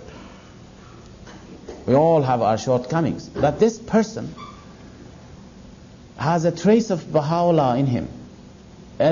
Just a name. And that is a great distinction. You compare him with the rest of mankind, he stands far above it. Now look into his face in that way. Don't look at his problems and shortcomings that you might see, because you look into his face and see a trace of Baha'u'llah, and then you love him. I can assure you, you will love him because of Baha'u'llah, because of his attachment by name to him. And then you can embrace him without even knowing what his name is. Then you will never see the wrong things. And as soon as something happened that you disliked, you remember that. We are all full of shortcomings. This is a very important principle, really. And this is the meaning of humility. This is the meaning of servitude. Meaning of servitude is not to come in and bow before each other. But the meaning of servitude is to look into each other's faces and see a trace of Baha'u'llah. And then you love that person. And you become united with him. And then we have a sin-covering eye. I don't want to see the bad things. No, you don't want to see the bad things in me. Don't see it that way. And if of course somebody does something which harms the faith through his actions, which brings disgrace upon the faith, then it is our function to inform the institutions of the faith and say, look here, this person is doing something which is very bad. And then it is for the institutions of the faith to help him to overcome his problems. And if he didn't, well, they might even say to him, you can't remain in the faith. Okay, that is not for me to do that.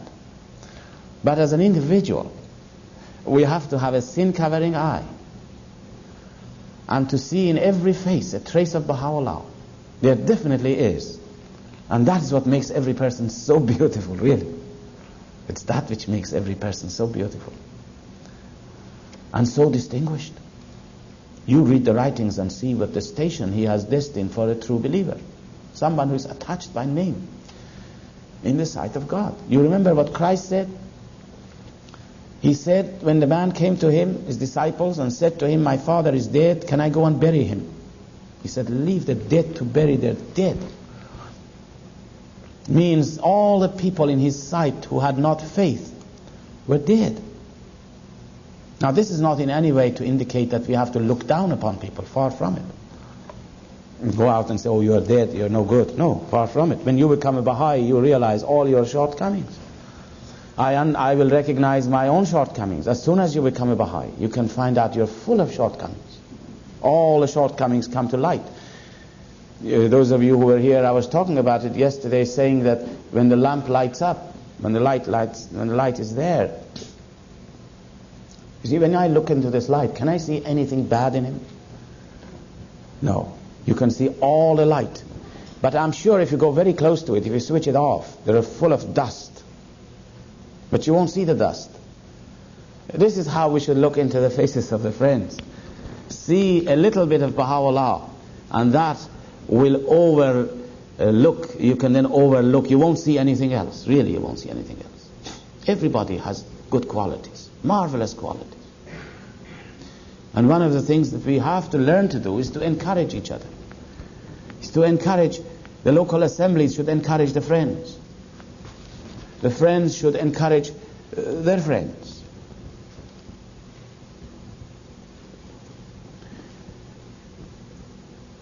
Encouragement is very important for our institutions, to encourage the believers. And encouragement must be genuine. Really, if you ever come across a friend, a Baha'i who is disenchanted or who is not coming to the meetings or has got some problem, be sure that what has happened is that no one has encouraged him. He needs encouragement.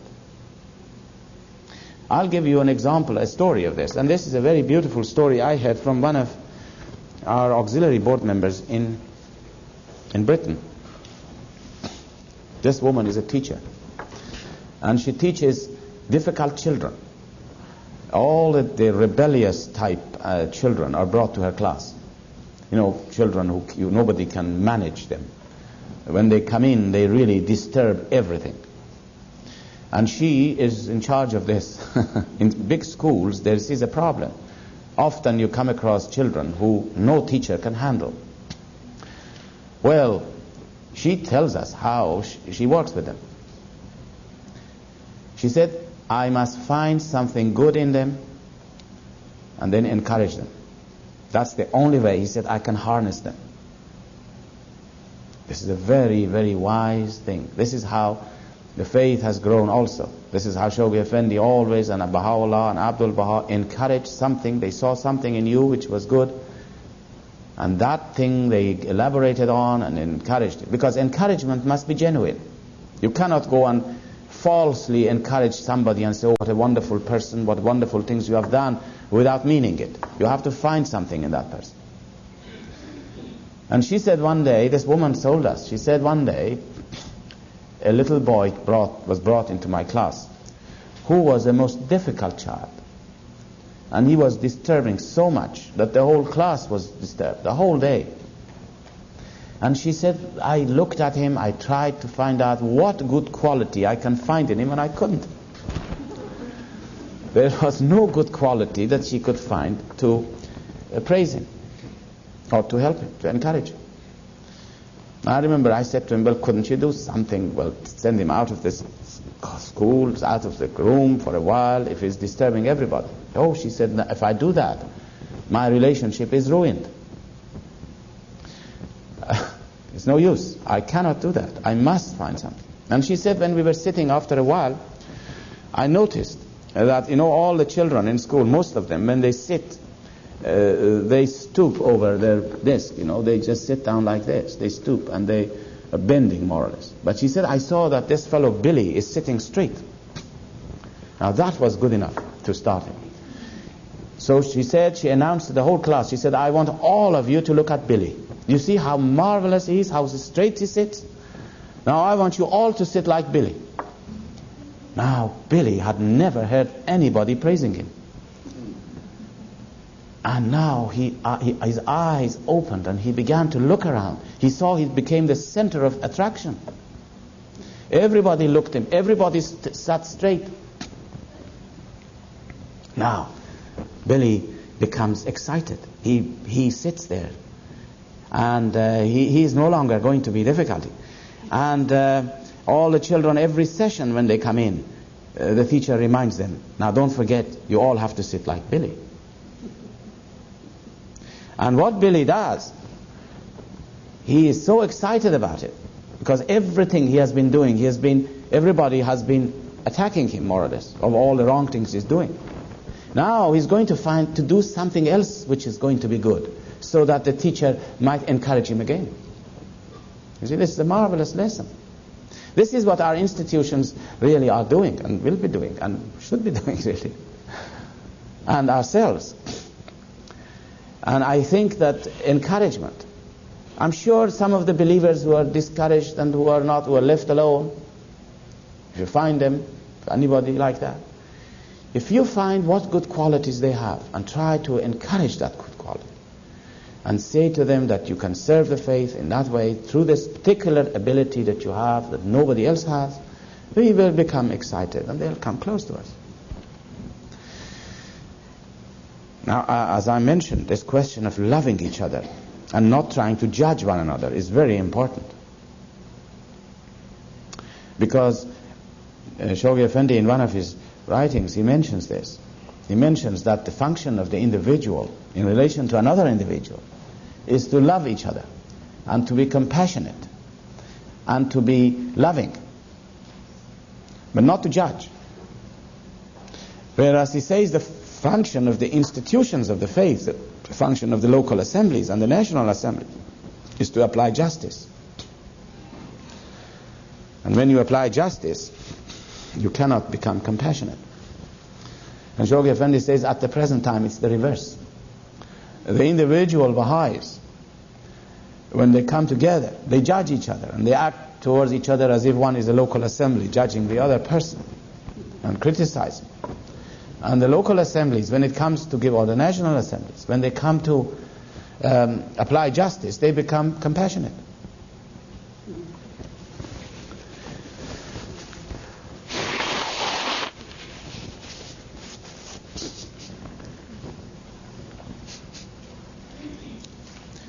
Every Baha'i has marvelous qualities, and we have to look into their faces and see those qualities of Baha'u'llah. I'll tell you another story, just to give you this. You know that sometimes there are difficulties in Baha'i communities, and there was a community in Europe, a Baha'i community, which had great personal problems, personality problems. You can never solve personality problems by expedient measures. You cannot solve them by expedient measures. And the only way you can really do it is to shower everyone with love. And anyhow, in my function, I was asked to go and see if I can help them. Well, there was a big file, which if I show you the size of it, it was as big as this, about this community, of all the problems they had with each other. Some of them even wouldn't talk to each other. If they saw each other in the streets, they would avoid each other. It was a terrible situation. And they said that it was obvious from reading these files. I decided not to read them, and at the end I decided it's no good to read them. But I knew there was one man who they said he was the culprit. He was the responsible man. He really was the man who has created all this terrible entanglement and problems for years. And people had gone there, national assemblies, members, all kinds of people, board members, gone there to try to solve it, and it became always worse, to such an extent that these people had a great prejudices against the institutions of the faith. It became very difficult. Well, I went along and I met with these people, not that man who was all the cause of the difficulties, but I met with all the others, and I found that they were beautiful Baha'is. Really and truly. They were just beautiful Baha'is. You couldn't see anything bad in them. Oh, marvelous. And we talked about it individually with everybody. And then I was afraid to go and see that man. I had to go and see him anyhow. That was the problem. And I reached almost to the door of this house. Before I ring the bell, it suddenly occurred to me very clearly that I am going there with the wrong feelings. You know, because I've read some of these files, it's no good. And I knew that this man must have marvelous qualities. Now, this story of disagreement, the story of this community is such that for years and years and years this has been going on. And it could not be resolved. And this man was obviously the source of all the problem. I have no doubt about it. This was in this file. You could see that. But I decided immediately, before I rang the bell, to really purify my motive. I couldn't go like this. That he has some good qualities. Of course he has. He must have. He's a Baha'i. After all, he is a Baha'i. That's great. That's good enough. So with that feeling, I rang the bell. Now, I can tell you that he and his wife were sitting there waiting for 2 or 3 days, trembling with fear of they're going to see the angel of death, or is that what you call it? When he comes. They were frightened of what's going to happen now, you know. Well, when I looked at this face of this woman, I just looked at it just as I'm looking at your faces, and this woman almost melted. And she went running to her husband. I could hear whispering, saying to her that he's not that bad, you know. He's not that bad at all, but we were thinking about it. Anyhow, this man came and we sat down and we embraced each other and we sat down. And I thought, what a wonderful thing it is to meet another Baha'i, you know. And we talked about our experiences in the faith, of his services, what he has been. And we talked and talked about all the stories. We became so heated up with excitement. And he went in and he showed me all the years and years of service this man had. of all the photographs of the friends in the old countries, in other countries that he has been, in other things he'd done. A very learned person he was, and we talked about the faith. We went into all some of the abstruse writings of Baha'u'llah, and he said something and I said something, and it took 3 hours. We were discussing these things. We became so much enthused. And then at the end of it, I thought, now I better say nothing about his problems. And I said, well, now I better go. I decided I'll leave it for some other time. I'll come back again tomorrow. And I was going to go. And you know what he did? He grabbed me. He said, all of this problem in this town is my fault. He said, everything is my fault. I hadn't said a word.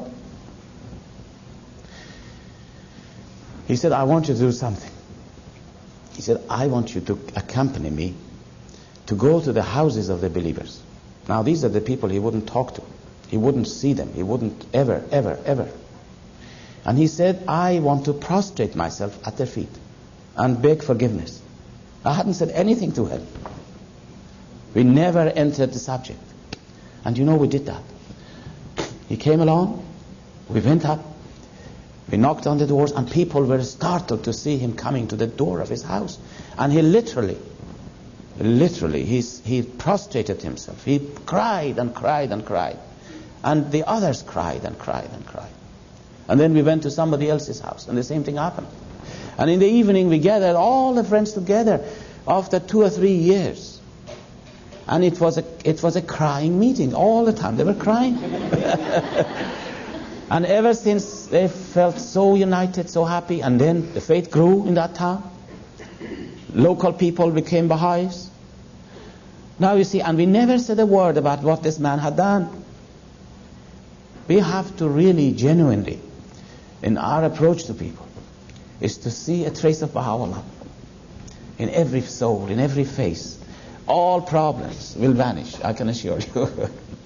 This is how the faith works. This is the power that he has released for us.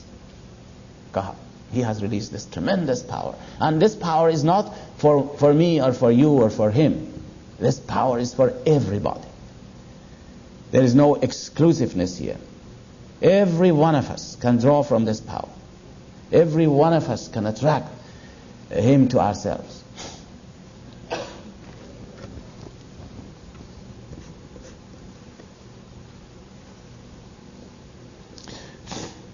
Well, we were talking about something different. You remember we were saying that to read the writings and to say our obligatory prayers is not sufficient unless we carry out the teachings of Baha'u'llah, obey his laws,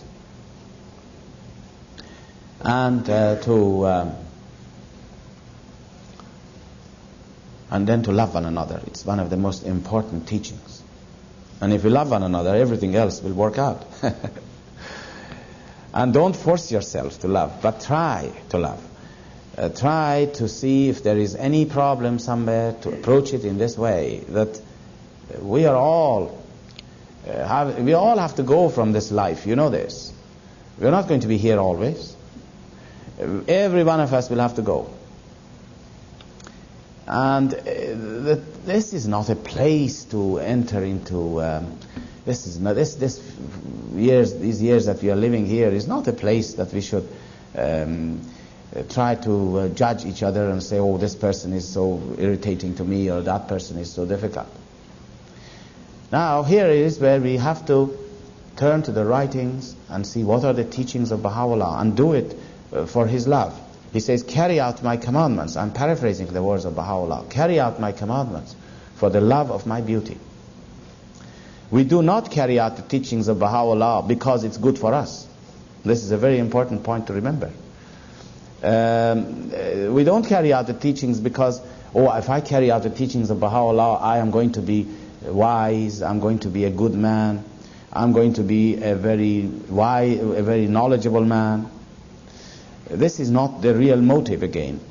Although at first when you become a Baha'i, naturally you see the teachings and you say it's marvelous to become adorned with all these characteristics and beautiful things that the faith has. But when you become a deeper Baha'i, you realize that you do obey the teachings of Baha'u'llah for the love of Baha'u'llah.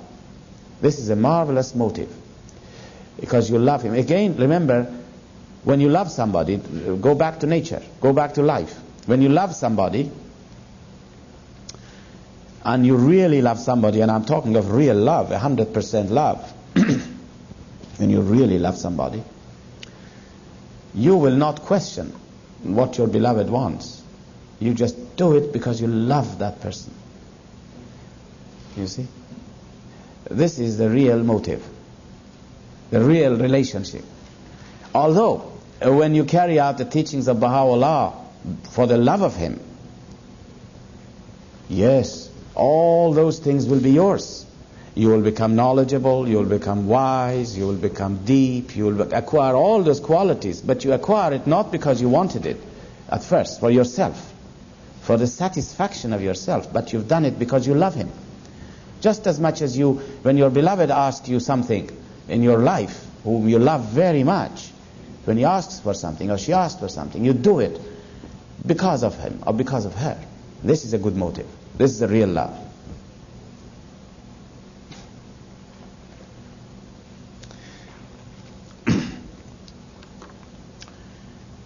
Today, Shoghi Effendi has told us, Baha'u'llah has told us, Abdul Baha has told us that not until we live the life in accordance with the teachings can our work of teaching become successful. This is another thing which is very important to bear in mind. Some of you have remembered that celebrated passage from Shoghi Effendi, which I haven't got it with me to read it for you, but I'm sure many of you who are familiar with it, this is a celebrated passage when he says, not by the force of numbers. Not by the force of numbers, not by a mere disposition of teachings, and not by an organized campaign of teaching can you influence the people who are not Baha'is and bring them into the faith. I'm paraphrasing his ideas. He says one thing and one thing alone. One thing and one thing alone. See how much emphasis he puts on it? And there is no other alternative. One thing and one thing alone, he says, which will bring people to the faith, is that each one of us act as mirrors. Mirrors. And we are always acting as mirrors, you know that. Every human being is a mirror of what is inside him. But he says we should act as mirrors which will project and reflect the teachings of Baha'u'llah in its purity, in its pure form. He says then it'll influence others. And there are many stories, I'm sure you have heard many stories of such beautiful Baha'is who had lived this life in this way. And as they walk in the streets, they have been the center to which people turn to. Remember, Martha Ruth was one such person. I mean, wherever she went, people were attracted to her. I mean, this is part of our history. And this is not something that she was a very special human being. She was a human being. But she had an absolute connection with Baha'u'llah. She was connected fully to him. And this is what happened. And therefore she became a perfect mirror. What was in her heart reflected out in her face. And people saw that radiance and they were attracted to her. This is the way. And this is what Shoghi Effendi tells us. And this is why I said that the forces are all over the world preparing us. We can bring great numbers into the faith if we do these things. And I'm sure that your community has been really in the forefront of teaching activities. We have to learn from you. Forgive me for saying these things. Your community has been so successful in teaching. At one stage, I remember they would say that 1% of the people of this country are Baha'is. And whenever we talk about Alaska, it rings such a marvelous community. And now I can say it is. It really is. It's a very beautiful community. You cannot see yourselves because you're sitting there. But I can see this. It's marvelous. And this is not because of us. This is because of Baha'u'llah. He has given us all these marvelous powers. Now, time is coming, Mr. Chairman, to have a little break. When is your break? Now? I want to tell you now, having said all of this so far, we have talked about growing our faith. Our faith grows. We want our faith to grow. And we talked about it yesterday in great detail, of the things we have to do. Not that I've said this, but what Baha'u'llah has said. Reading the writings and saying the obligatory prayers, and now we said about living the life. Living the life. But there is one thing, that if we don't do it, really and really, this is real serious. If we don't do it, all these things will not be of any use. Even living the life would not bring up the results. And I will explain to you what it is next session. So,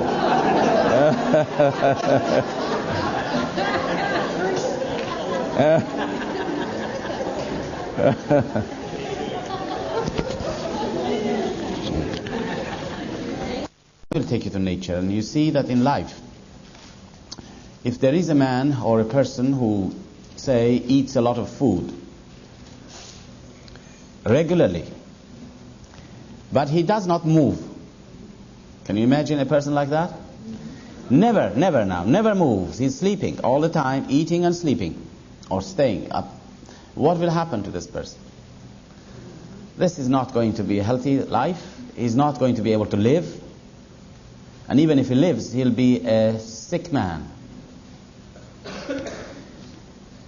The right way of living is to eat your food and then exercise your muscles and move around and work hard.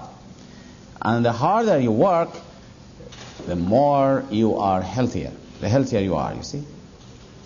Now this is a basic principle of life, and exactly the same principle applies in the faith. There may be people who say, well, I will read the writings, when in fact he may be a scholar. He may become a scholar of the faith. He reads everything. And he may be talk an awful lot as well. But he doesn't serve the faith. Doesn't do anything. That person is going to be unhealthy, going to be frustrating. The real way of life is to read the writings, to say your prayers, obligatory prayers, to live the life, to do all these things we have to do, but just as important, serve the cause of God. And the greatest service today to the cause of God is teaching. So you see now how there is a balance here, the balance comes into it. We are not going to be the people who are going to read and become carried away into the worlds of God or something like that. But we are going to do these things together. We're going to do this so that we can serve the faith. Although there are many things we can do to serve the faith, but I mentioned the greatest of all things in service to the faith is teaching. And I'll explain this to you later on, why this is that the greatest of all things is teaching. Now, serving the cause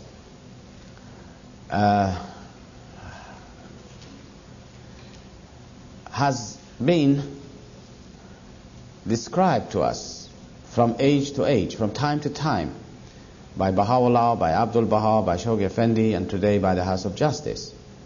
Because every period of the faith, the time of the Bab, for instance, it was a period of itself.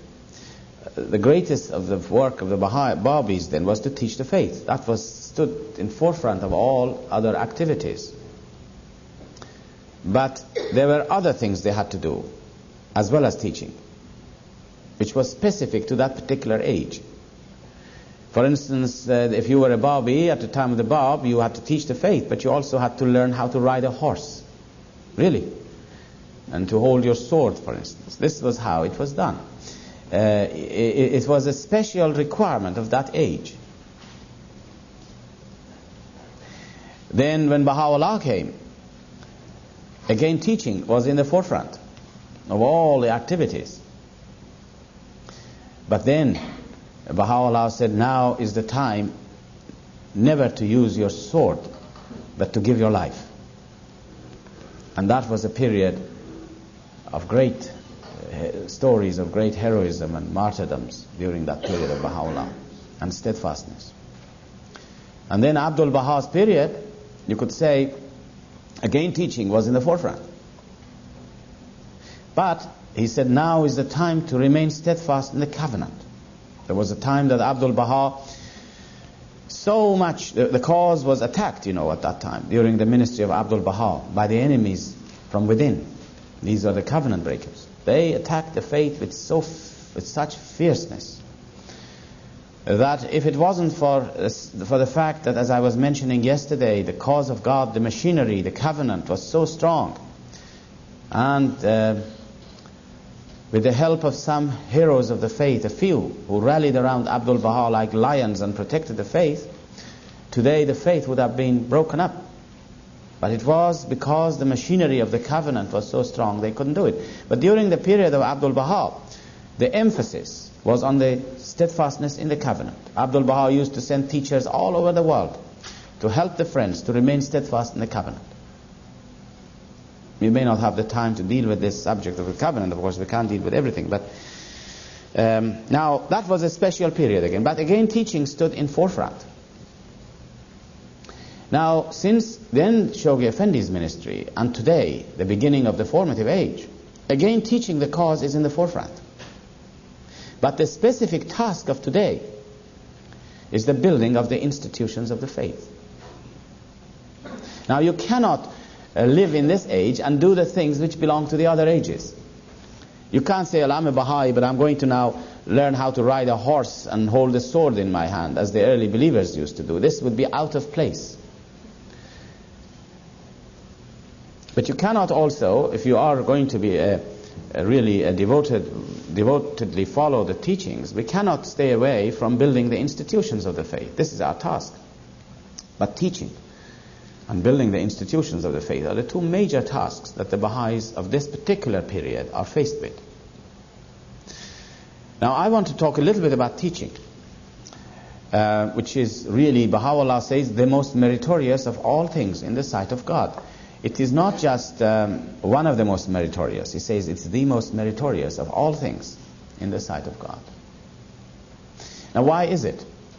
And first of all, I want to mention that there is a great, in my view, there is a great misunderstanding in the Baha'i communities about the purpose of teaching. Often people think that we teach the faith so that we may increase our numbers. This is not the main purpose of teaching. This is not the primary purpose of teaching, although other religions do that probably for this reason. But we must not be under this impression that the main purpose of teaching, I'm saying the main purpose of teaching, is not to increase our numbers. This is a secondary purpose. This will come as a result. The result of teaching is that our numbers will increase. But there is a far, far greater reason for teaching the faith. Teaching is an act of devotion to God. It's an act of devotion. Now, I will explain this to you in this way. Again, we go to nature and look at nature to see what teaching is in nature. In nature, you will find always any object which depends upon upon its life giver. Any object which depends upon its life giver. There is a life giver. For instance, this earth is a life giver. This earth is the mother earth, isn't it? It is this earth which has created everything. Everything which you see on this earth has come about from this earth. So it's like the mother earth. We all are dependent upon this earth for our livelihood, for our existence. So we are dependent upon it. Now what happens is this: whenever such a thing exists, that this is the source of your life, the source of your existence, then all things will be drawn to it. Everything will be attracted to it. Every object, as you can see, is attracted to this earth. Do you notice that? Every object which comes within its gravitational pull is attracted to this earth. This is a love relationship. There is a love between the Creator and all the other things. This earth is like the Creator. Is the Creator of all, is the source of life. And so every object which comes within its gravitational pull is attracted to it, just with the force of attraction, which is love. You see? This is the law of nature. But, and therefore, the home of every object is to come down and to rest on this earth. When it rests on this earth, then you can say it has reached its destiny. It has reached its home. For instance, you see this pen in my hand. Its real place, the real place for this pen is to come down, to be attracted by this love relationship, to be attracted and eventually rests on this earth. When it reaches on this earth, the lover and the beloved have reached to each other. You see? The lover and the beloved have reached to each other. And this is a stage of fulfillment, a stage of pleasure. Pleasure for both. The word pleasure really is, in here you can use it. It's a stage of fulfillment. Now this is a physical thing we are talking about. But as long as my hand is in here, you see my hand here, this hand becomes a barrier for this pen to come down and reach its beloved and rests on this earth. Although the force of attraction still exists, there is a force of attraction already even at this time. With my hand in the way, the earth is still want to draw this to itself. But my hand is preventing it. And this pencil now is a state of deprivation. Because its home is not here. Its home is to come down and be joined with its beloved. Is that clear, this sort of a... This is a principle of life. Exactly the same thing applies between God and man. Exactly. God is the creator of all. And again, as I was mentioning yesterday, we are not talking of the essence of God. Let us not talk of the essence of God, because we said yesterday clearly, there is no relationship between the essence of God and man. It cannot be with anything. There is no relationship whatsoever. But this is God revealed to man. There is a love relationship between the two. God loves to draw his soul to itself, just as much as this earth loves to draw this pencil to itself. But men have many barriers in between. Many barriers. We all have barriers. Barriers of veils and barriers. Barriers of, for instance, prejudice is a barrier. It prevents people from recognizing and coming down and becoming united and becoming attracted to their Lord, to their God. Tradition is another barrier. People are born in a tradition and die in the same tradition. It's like being born in a prison and never see outside the prison, and then you die in the same prison. This is what most people are like today, tradition. Maybe in this country you don't have so much attachment to tradition, but there are countries in the world that I'm more familiar with where tradition plays a tremendous role. You don't do anything except what is tradition. There are other barriers. Pride is a barrier. Many barriers. Pride. You become proud of yourself and your accomplishments and your knowledge and your quality and your accomplishments. This is a barrier. Knowledge could become a barrier. Again, because it gives birth to pride. So you see, all people in the world, their soul, there is a force of attraction between them and God.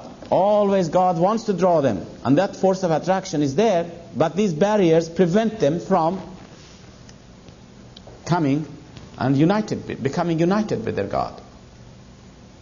Now, the act of teaching, which only a Baha'i can do, is to remove these barriers one by one. And when the barriers are removed, what happens? All the barriers are removed, the soul is attracted to God. And he says, I believe. That moment when he says, I believe, as we were talking about it yesterday, you know, the spirit of faith being born, is when the lover and the beloved reach each other. And this is a state of pleasure. Pleasure. Pleasure for God and pleasure for the soul. Because man and God are the opposite things. And in this life, when two opposites are reaching each other, this is a state of pleasure. It's like the North Pole and the South Pole of a magnet. They're attractive. So you see what teaching is? When you teach the faith, you bring pleasure to God.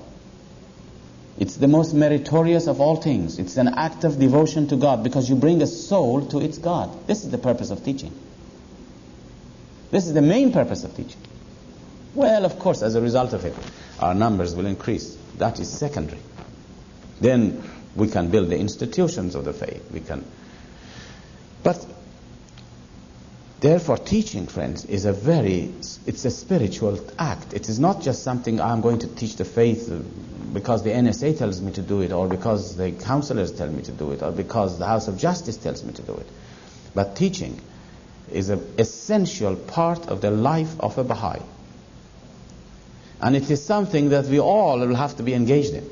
There is no question of anybody becoming, if anybody does not teach the faith, well, you'll have to think about it yourself.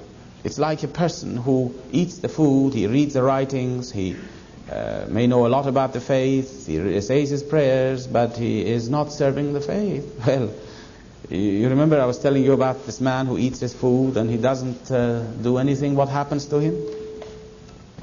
Well, this will happen. We will not be excited. We will not be able to do anything in life. Teaching is not something that anybody can say, I am too busy for it, really. Except in certain exceptional cases. Very, very rarely you come across exceptional cases. There are, of course, places now that people are prevented from teaching. For instance, if you are living in the Holy Land, you don't teach the faith. But in this day and in these and all over the world, really, teaching is the most important aspect of our life.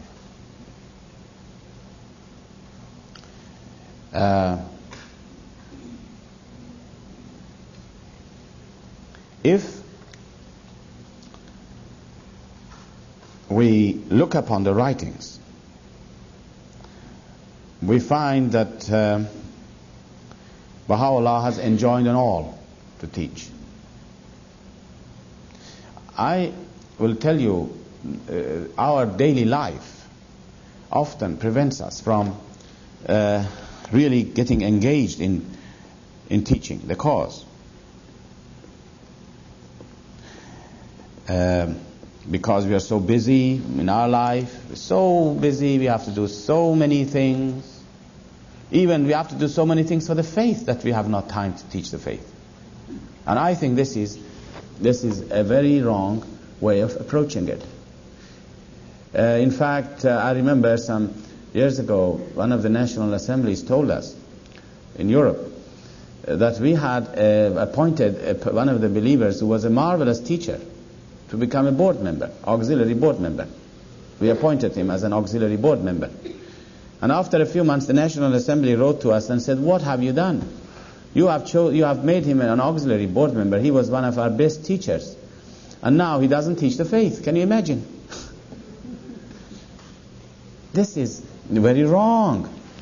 In fact, one of the first things we say to our auxiliary board members all over now, at least I always advise them, if you want to do anything, you must be teaching the faith yourself. It's no excuse because I'm a very busy man and I must not teach the faith. Teaching the faith is for everyone. We found in our home that we're very busy, and myself and my wife, but we have to teach the faith. No matter how busy you are, you have to teach the faith. You cannot have an exception. There is no exception. This is the most important function of a Baha'i. And teaching is a personal thing. Unfortunately, things are done in the Western world very impersonally, and we have got used to the idea of teaching in an impersonal way, which will never be right. You have to teach on a personal level. We do most things in life impersonally. Have you noticed that? I don't know what life is like here. I'm not familiar with America. But I know in Europe, If you want to do anything, you won't put your name down for it. You give a box number in the newspaper so that nobody will recognize you. You know, it's impersonal. You don't say anything you want to do. You put a notice in the newspapers. You want to sell something, you want to buy something, you want to see somebody, you put a box number. Even when you want to fight with somebody, you don't fight him directly. You employ a solicitor, a lawyer, to fight for you. You see, everything is done impersonally here. But teaching has to be done personally. You have to come in contact with the soul. You have to love him. You have to then look into his eyes and love him with your heart until such time that you think he's now and then learn a lot about him to see what he believes in. And then comes a time that you can say a little bit about the faith. Now I want to also say something to you about teaching methods, because I feel again this is one of our problems. But this idea of teaching, now let me first say, this idea of teaching, every Baha'i teaches, is something that is so vital, like every day we must eat. It's just as important as that. The same way that we said every day we read the writings, every day we must engage somehow in teaching. And it's a daily thing. Shoghi Effendi mentions that. It's a daily thing. It's not once a month going from one town to another.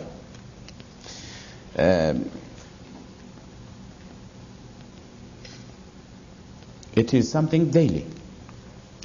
I remember, and another important thing that I want to mention here before I give you some examples of this, is that Abdul Baha mentions this, that if we do not teach the faith, divine assistance will be cut off from us. I'm sure you've heard this.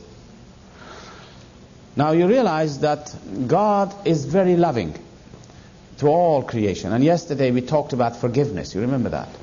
We talked about forgiveness. And how God's forgiveness, what things it can do with it. And I'm sure that God forgives all the things that people do. But there are certain things which to a Baha'i he cannot do. You see, God's assistance reaches the whole of this creation. If ever for one moment the assistance of God is cut off from people, they are not able to exist.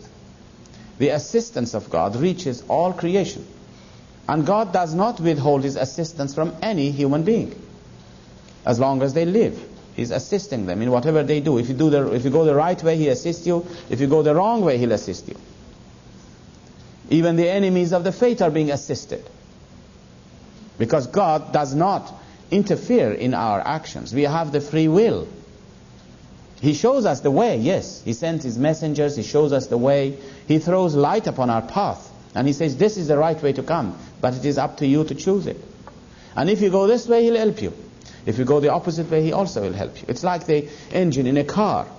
The engine does not decide which way to go. But it will give you the power whichever one you decide to go. This is how God acts with us. This is how he... and now, he acts in this way. His assistance reaches all humanity. But it will not reach a Baha'i. Now imagine this, who does not teach the faith. And this is when the Baha'i becomes frustrated in his life. I become frustrated in my life. I become unhappy. Since I've become a Baha'i, I've become unhappy. Since I've become a Baha'i, I have all kinds of problems.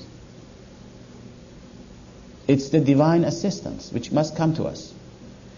And I can assure you that most of the problems that we have in our daily life or in our anything we do can be and will be resolved if we become throw ourselves into the field of teaching every day. Then things will happen to us.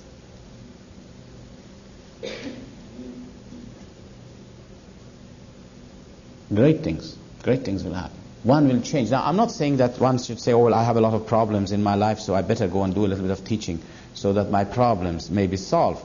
But I can assure you that many of our problems will be so removed from the scene because you will be elevated into a different world, and these problems will sort themselves out. It will completely go into the background.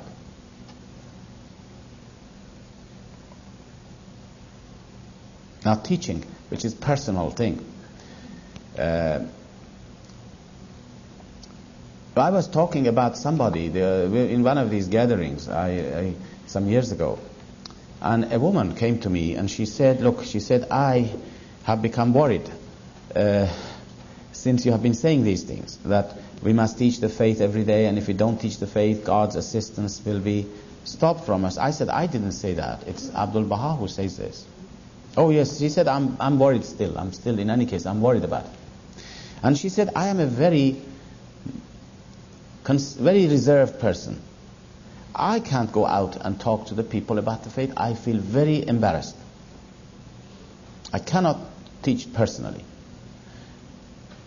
And now she said, what shall I do? I am worried, he said. She kept on saying this. I said to her, did you say you're worried? She said, yes. I said, that's very good. Keep on worrying. That's your solution to your problems. Really, keep on worrying. This is a very good solution. If ever we are brought to the point of worrying about something, you're going to do something about it. Do you know that? When you find in your daily life, it's the same thing. If you lose your job, or if your family has some problem and you begin to worry, then you are going to put one foot in front of the other and something will happen. Well, this lady went away and she came back again. She said, I can't rest. We'll have to do something, she said.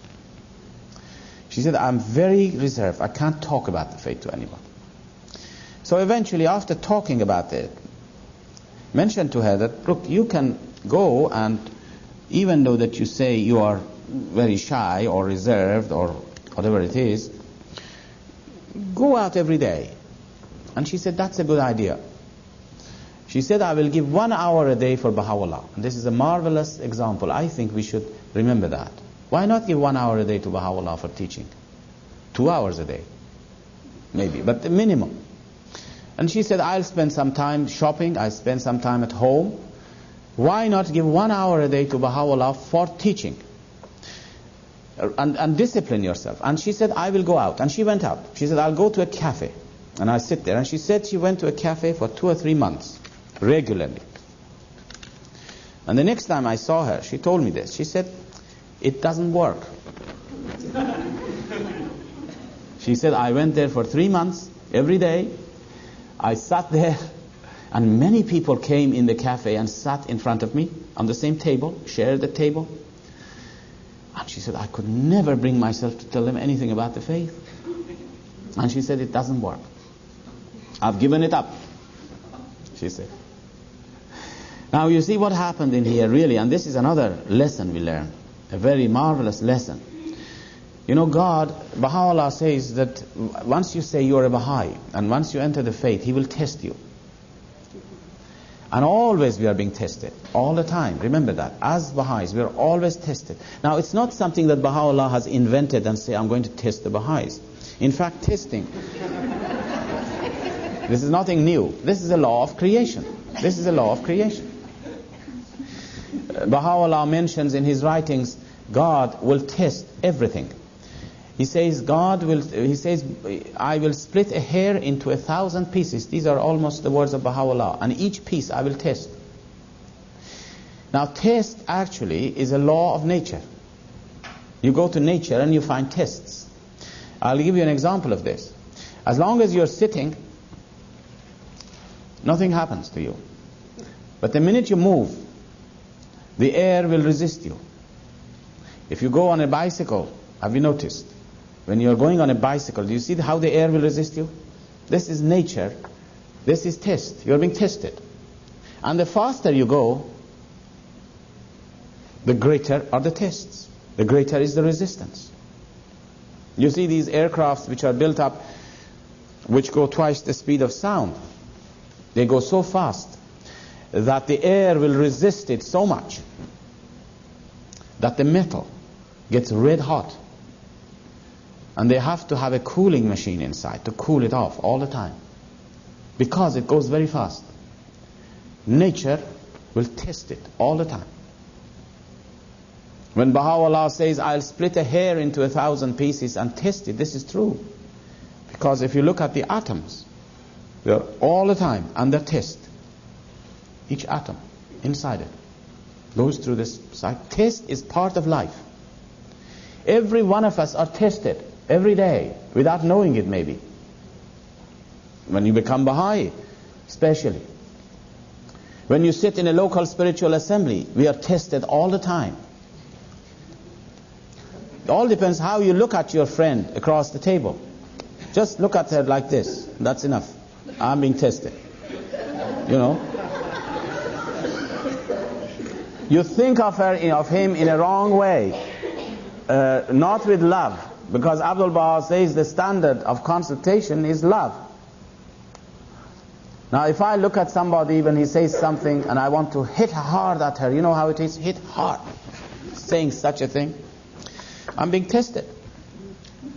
Hit hard in my heart, I mean. You know, I hope we don't get to action, but it's no use also to cover it up and be very nice and smiling, and then you hate in your heart or dislike in your heart. That is what matters, what's in our heart. You see how we are tested? And so I am tested. And when I am tested, I cannot progress anymore. When you cannot pass the test, but if you pass the test, do you know what will happen? In our lives, when you are a Baha'i, when you pass the test, then greater field of service you enter into it. You will get to do greater service to the faith. You will want to do that. And as soon as you enter there, your tests become greater. Just like somebody who will go faster. Just like the aircraft which goes faster. Your tests becomes greater.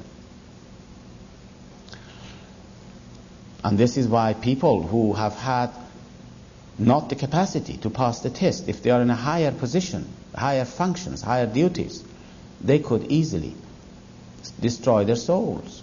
It's like a person who is flying in an aircraft. You see, if I'm standing on this platform and if I fall, well, I may hurt my knee.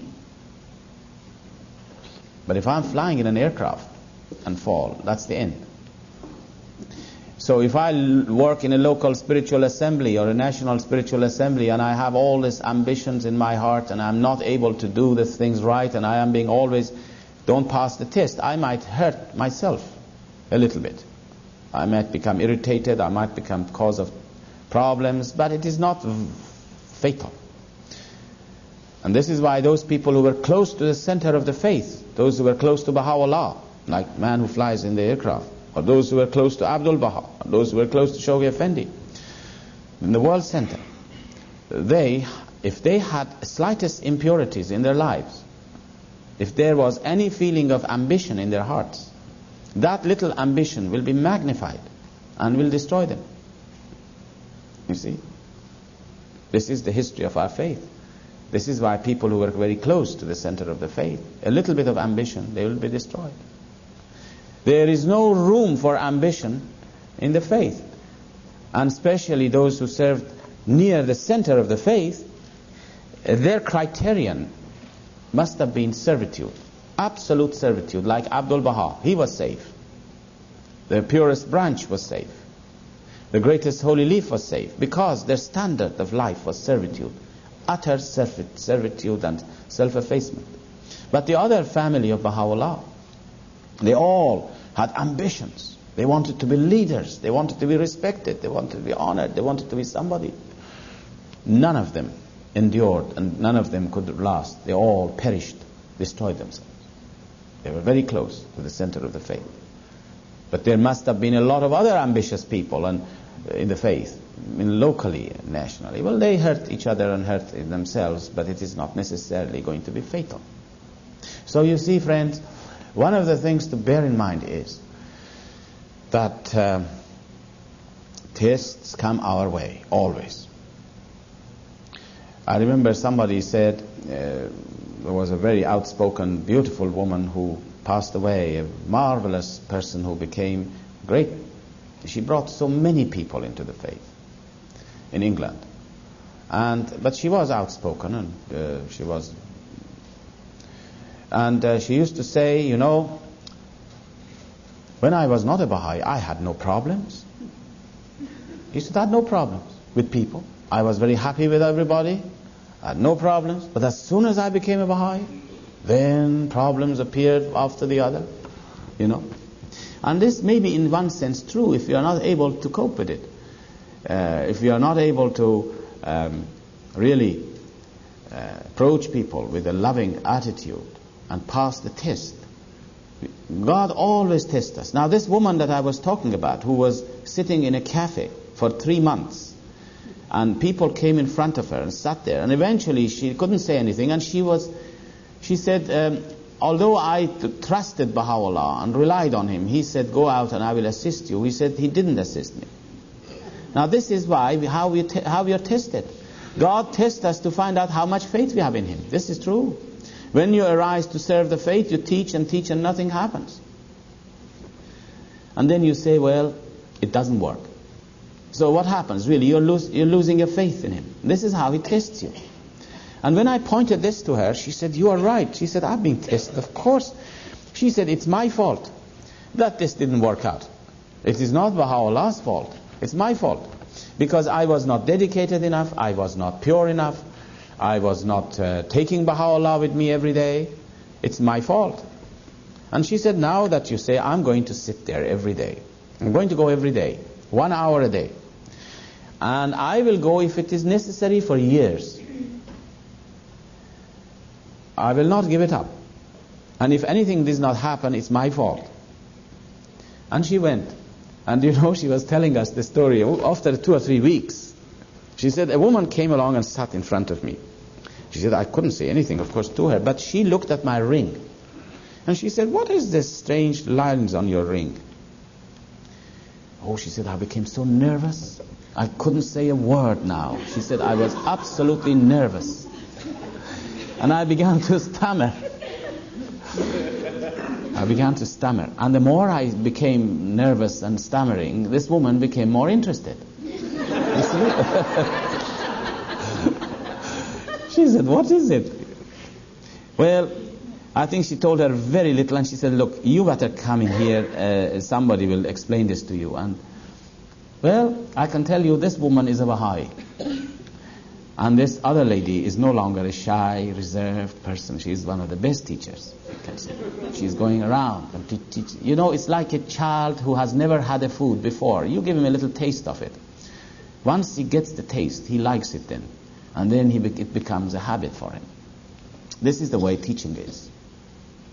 And I feel the idea of 1 hour a day, or 2 hours a day, or 3 hours a day, whatever you like, you choose, is a marvelous idea for giving ourselves to Baha'u'llah for teaching, personal teaching. Now, it is very important that we must remember the difference between teaching and proclamation of the faith. And this is something, again, that I think in most communities that I am familiar with, we are mixing up the two. And as a result of this, we are harming rather than helping. You see, I feel that many people who hear about the faith and they don't come to follow it up is because of the unwisdom of the Baha'i teacher. We say the wrong things at the wrong time. We say too much. We kill him off in the first encounter. Really. We kill him off in the first encounter. And this happens, I believe, a great proportion of people who hear about the faith and do not come in is because of the unwisdom of the friends, of our teachers. And I will explain to you what I mean by this in practical terms. The first thing which happens is that we are so used in doing impersonal teaching that we think when I hold a public meeting in a town and I advertise it and people come there to hear about the faith, I think I'm teaching the faith there. I'm not. That is not a platform for teaching. If you begin to teach the faith there, you are going to do some harm. Now, I'm going to explain this to you, because I'm sure some of you may be surprised to hear this. Of course, when you go behind the radio, television, and the newspapers, you cannot teach the faith there. You can proclaim, you can give the message of Baha'u'llah. It's very different from teaching. To give the message of Baha'u'llah, yes, you do that. In a public meeting, in a hotel or somewhere, you hold it and you advertise it, and people come there. Because people who come to the public meetings, they have never heard of the faith before. Or you must assume they have never heard of the faith before. You cannot teach a person that you do not know. That's a basic principle. But you can give him the message. That's all you can do in a public meeting, is to give him the message of Baha'u'llah, what it is. But we must not make an attempt, in my view, to teach them there. It's very different from giving a message and teaching. Very different, completely different. To give a message, yes, there is a public meeting, you are behind the radio, behind the television. There are certain things we must remember to do and certain things not to do when you are giving the message. I'm just talking about proclamation activities, like giving the message of Baha'u'llah in a public meeting. Remember, I'll tell you another story which perhaps will illustrate this. There was a man who for 10 years was telling me did not become a Baha'i. And I asked him why. Was this? He said, the first public meeting I went to, somebody was talking about spiritual things. Said spiritual assembly, spiritual this, spiritual that. Several times he used the word spiritual. And he said, I thought Baha'is are spiritualists.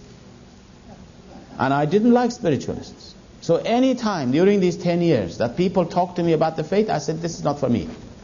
You see how one innocent word could get into somebody's mind in the wrong way and deprive him of coming close to the faith. Well, I'm not saying it was bad to say spiritual things, but this man got the wrong end of the stick. People who have never heard of the faith before, never heard of it before, if you give them a talk which is full of new things, it's too much. They are going to hear some things which they do not maybe understand or may do not accept. And you always remember the things that you do not accept.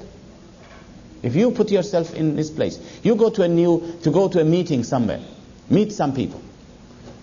They are going to talk about their ideology. What remains with you are the things that you do not accept. Now, say for instance, now you go out today, hold a meeting, public meeting, invite people there, and somebody stands up and talks about the faith. Innocently, very innocently. Say for instance, do it this way. Say, you know what the Baha'i faith is? It's the faith of love. We love everybody. We love each other. Yeah, do that a couple of times. People who have no spiritual background, they're going to say, these are the people that we were hearing about. You know, this laxity in their moral standards is such that they say they love each other. Now you see, you have to be very clear of what you're saying. You have to be so clear in what you're saying that it will not give people the wrong impressions, the wrong things. And therefore, we come to this conclusion, that in such a talk which is given to the public, giving them the message of Baha'u'llah, not teaching them, we must be concise, we must weigh our words, we must not confuse the mind with a lot of names and histories, starting from Shiraz and the Bab and then the Siachal and Tehran and Baha'u'llah and Adrianople and Akka and Constantinople and the house and the Abdul Baha and Shoghi Effendi and the House of Justice and the teachings and the laws. This, you're killing him. You're finished with him. You're trying to give him the message. You're not teaching him here. You're giving him the message. Now, Shoghi Effendi tells us how we should give the message. He says you should follow the example of Abdul Baha's talks in Europe and America. You read the talks of Abdul Baha in Europe and America. Do you know what it is like? It's 10 minutes, sometimes less. And if you take out the 10 minutes talk. And what does he say? Never a controversial subject. Never a theological subject which somebody could come and argue with you. If you ever create a person who comes and argues with you when you are giving the message, then that's the end of it. We must give the faith when you give the message in a public meeting. Should be so simple. So simple. And talk about something that people cannot disagree with. So that when the man leaves the hall, he will say, well, I agree with this. That's good enough. You have done a good job. Remember, you are not teaching him the faith. Look at what Abdul Baha said. He talks, I'm saying you should say Baha'i. You should say the word Baha'u'llah. But please don't use the word Abdul Baha and Shoghi Effendi and all the rest of it. You're confusing the man. Just Baha'u'llah is enough. What is the difference? And then what you can say, as Abdul Baha said, if he ever wanted to say something about Baha'u'llah, and he said Baha'u'llah has come in Persia, he has brought us these teachings, and many people have changed as a result of this. Their hearts have changed. They have become beautiful people. And today I want to talk to you about one of the teachings or two of the teachings of Baha'u'llah. And that's it. And what he said, it was something that nobody could disagree with. Now this is giving the message. But what we do, we go to teach the faith there in a public meeting. You can't do that. And I feel this is one of the problems we have. One of the major problems we have is this. We have to know how to give the message. You go and meet somebody in the streets, you want to tell him about the faith. You can't teach him there. You have to give him the message in a very nice way, in your own way. Whatever you say has to be simple. To attract him to yourself, to attract him to the cause. By all means, you can talk about some teachings, there it is, but not to go involve yourself in like a football match. You say something and he says something else, and you say something and he refutes and you refute, then that's the end of it. How teaching is different from this proclamation and giving the message. How different it is. Teaching, I'll tell you quickly now, in 2 or 3 minutes. Teaching, if you want to teach somebody, and this is what Baha'u'llah has said, this is what Abdul Baha has said, you must know that person. You must come to know him, you must love him, and sometimes maybe you have to approach him for months in your spiritual arms. You must embrace him, pray for him. And then, when you know, and then you begin to know him, and then you know what he believes in. How can you ever teach the faith to somebody without knowing what his beliefs are? Is he a Muslim? Is he a Christian? Is he an atheist? Is he an agnostic? What ideas he has? And then, having known all these things, and having loved him, and having attracted to him, you can bring him to your home and give him a cup of coffee, and there you can sit down, and then Baha'u'llah says, give him a little thing, not too much. Just a little. He says, when you're dealing with a child, you give him milk, not a big meal. If you give him a big steak, he's going to go. You must decide what is then the best thing to give it to him. What's the best thing? It's just like his doctors. I know, for instance, in our family, my wife is very fond of this homeopathy, and I think it's a very good way of dealing with medicine and medical things. Now, how do they do it is that the doctor will recognize in you what you need to stimulate you, and he gives you a little bit of it. And that little thing which he gives you, stimulates you, is ready for the next dose tomorrow, in a few hours. And it's the same thing with the faith. You must know the person in wisdom and tell him some things. And sometimes you must not tell him some things. And even if he asks you a question, if you tell him something, it will be too much for him. It's going to put him off. You don't have to answer every question. You have to be able to bring him back to square one, which is the origin of the faith. It's the same thing with any profession. If you're a carpenter and somebody comes to you and he says, look, I don't know anything about carpentry, but I want to make this table with you today. You won't let him to make this table with you today because this fellow doesn't know how to hold a saw in his hand yet. You have to teach him first, prepare him for it for months before you can say, now this is the way you make the table. It's the same thing with the faith. If he has a basic question which is far ahead of him, you have to bring him back to the origin and try to begin to teach him. There are many things, and this is not a platform, I'm afraid, for explaining how to teach the faith. But in Europe, I hope that I'm hoping that as we go back now, and in some countries in Ireland, we've had some seminars for this, of how to teach the faith. And it has been, I think, useful, because it's essential to know so many things. I'll give you one example of this, and then I'll close. One person came to us, a woman, she said, I have a friend. And I have met him, she said, only a few days ago. I've told him about the faith. And I want you to talk to him. I said, well, I can't talk to him unless I know what he believes in. How can I tell him anything? Oh, she said, he just knows about the teachings. He's an open-minded person. He's an educated person. Anyhow, he came to our house, and we sat down, and it wasn't in our house. It was somewhere else. He came in, and he said, well, look, I've heard about your teachings, and I like it. And I saw he's a very enlightened man, a businessman, very educated, and so on. But he said, one thing I cannot accept. I want my freedom to drink alcohol if I want to. Nobody's going to tell me I shouldn't. I know when to stop, and I know I'm an adult, and this and that. Now, what am I going to do with him? If I begin to tell him all the bad things about alcohol, he is going for hours to argue with me. When we are going to enter into argument like a football match again, backwards and forwards. He says it, and I will say it, and this is no use. But you know, if this man becomes a Baha'i, this would be no problem for him. He'll give it up. Isn't that right? This will be finished. There's no problem. Now for me to try to explain to him the good points and the bad points is very premature. So what I said to him, which was surprising, this lady was surprised. I said, don't worry about alcohol. It can be resolved. Oh, we can resolve this way. Now this man thought I'm saying that we can give him a special dispensation. But you know, it is true. It can be resolved. I said, let us talk about other things, which are fundamental things. You don't have to answer every question which comes to you. And then you involve yourself ahead of time, like this carpenter who involves himself in making a man who doesn't know how to hold a saw in his hand to make it. If somebody comes to you and he wants to know about electricity, you can't tell him what electricity is. You tell him, go to college for so many years, learn mathematics and physics, and then come to me, I'll tell you what electricity is.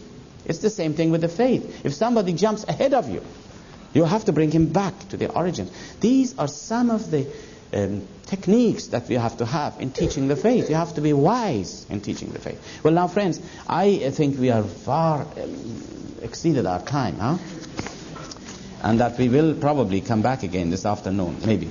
We'll see what will happen. What time it is, Mr. Chairman? 1:30. Oh, you have to eat very fast. This is one thing. Oh, I see. There are a lot of questions in here, and well.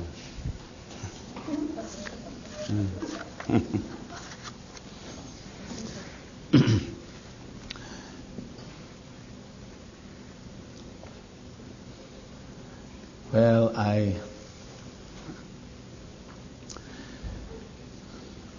I'm beginning to feel a little sad, because I think the time is coming soon that we will be departing. I suppose you're all going tomorrow? Some of you probably will be here, but some of you will be gone. And but it has been a marvelous time. I really have enjoyed every minute of it, I must say, being with the friends. And let us go straight away into the subject we were talking. It was about teaching, if you remember. And I was explaining that one of our problems, I believe, is that in our methods of teaching, that we have to learn. We have to learn, first of all, the difference between these two aspects of presentation of the faith. One is the giving the message and proclamation, and the other is personally teaching and confirming a soul, which is very different thing altogether. Now you see what I meant when I said that if you go into a public meeting and you begin to teach the faith, as we often do at our homes, in firesides, then you could in fact say things which could put people off who are not, you do not know them.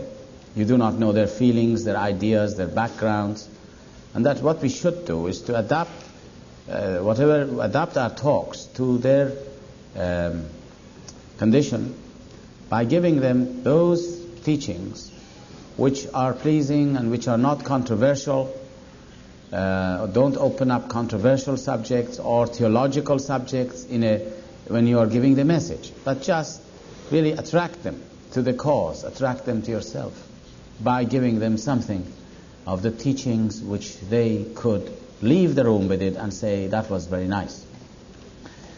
But when we're teaching the faith, well, as I mentioned, we have to do things, we have to warm up the person with the love of God.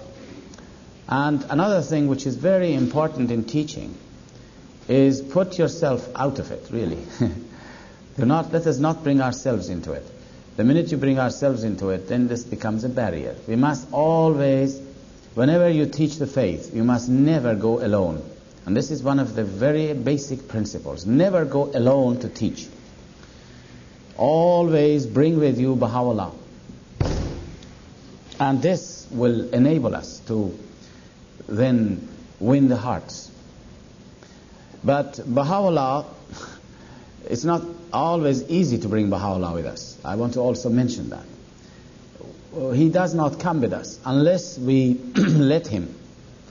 We must let him to come with us. And you might be surprised to hear this. We must let him to come with us. He cannot come otherwise.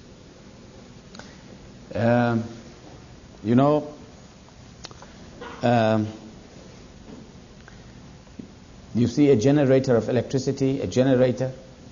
The generator is pouring its energies in the network, in the wires, pouring it. But not until you connect up your light and your instruments to it, will it ever enter into it. It will not be able to energize it unless you let it, unless you open the way, unless you switch it on, unless you connect it to it. It is not the function of the generator to connect something to itself. If you leave a lamp beside the generator for 100 years, the generator cannot say, well, this is really pity, this lamp is sitting beside me, I better connect it to myself. This is not its function. We have to connect it. As soon as you connect it, the energies will come. And it's the same thing with Baha'u'llah. Baha'u'llah cannot come to us unless we open the way for him. This is a very basic principle. He says, love me that I may love thee. Love me that I may love thee. If thou lovest me not, my love can in no wise reach thee. Know this, O servant. This is exact words of Baha'u'llah. Love me that I may love thee. If thou lovest me not, my love can in no wise reach thee. He doesn't say, if you don't love me, I don't love you. He says, if you don't love me, my love cannot reach you. If you have not switched on the light, he's telling us, the power cannot come through it. It's very simple. And so here is where we have to allow Baha'u'llah to come with us in all our activities, in all our services. No matter what it is we do, anything that a Baha'i does, if it wants to bring results and fruits, whether it is typing a letter, whether it is building a house for the faith, whether it is making a cup of tea in the kitchen, not until we are able to attract the power of Baha'u'llah to ourselves can it ever be effective. Now I have no idea how long we can talk together, but I hope sometime we can talk about this, drawing from the power of Baha'u'llah. But if there is chance, we might talk about it. If there is not, you can read the writings. And when you read the writings, the answers are there. And the only thing I would like to mention here is this, that no Baha'i can be successful in anything he's doing unless and until he has Baha'u'llah with him. And as I said, he cannot come to us just like this. We have to prepare the way for him. One has to read the writings in the morning and in the evening, One has to say the obligatory prayers. One has to read the history of the faith, the history of his revelation. One has to draw closer to him. And then one has to serve the faith. Very important thing that we talked about it this morning.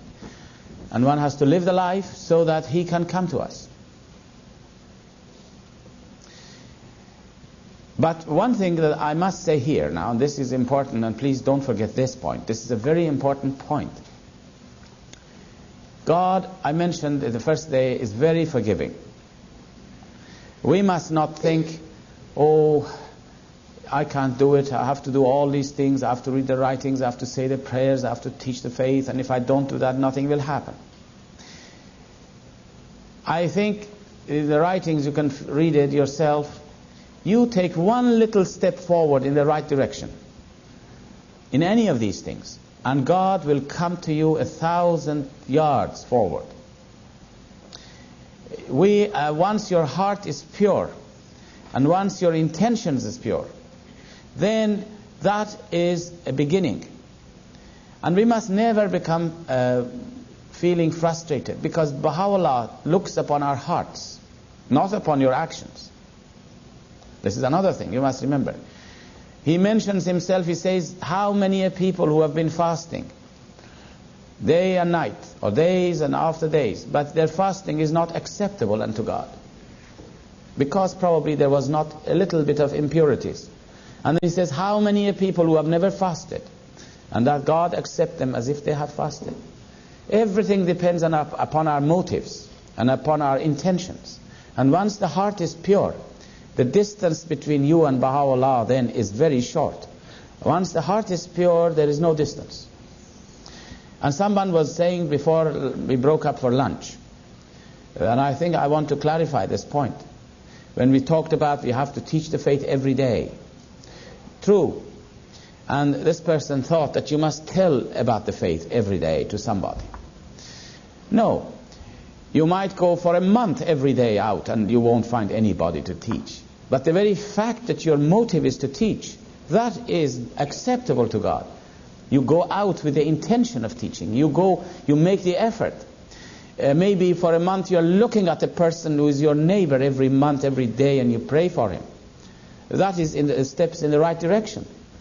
We must not become rigidly thinking in that way that you must talk about the faith to someone today. If you don't know it, you have failed.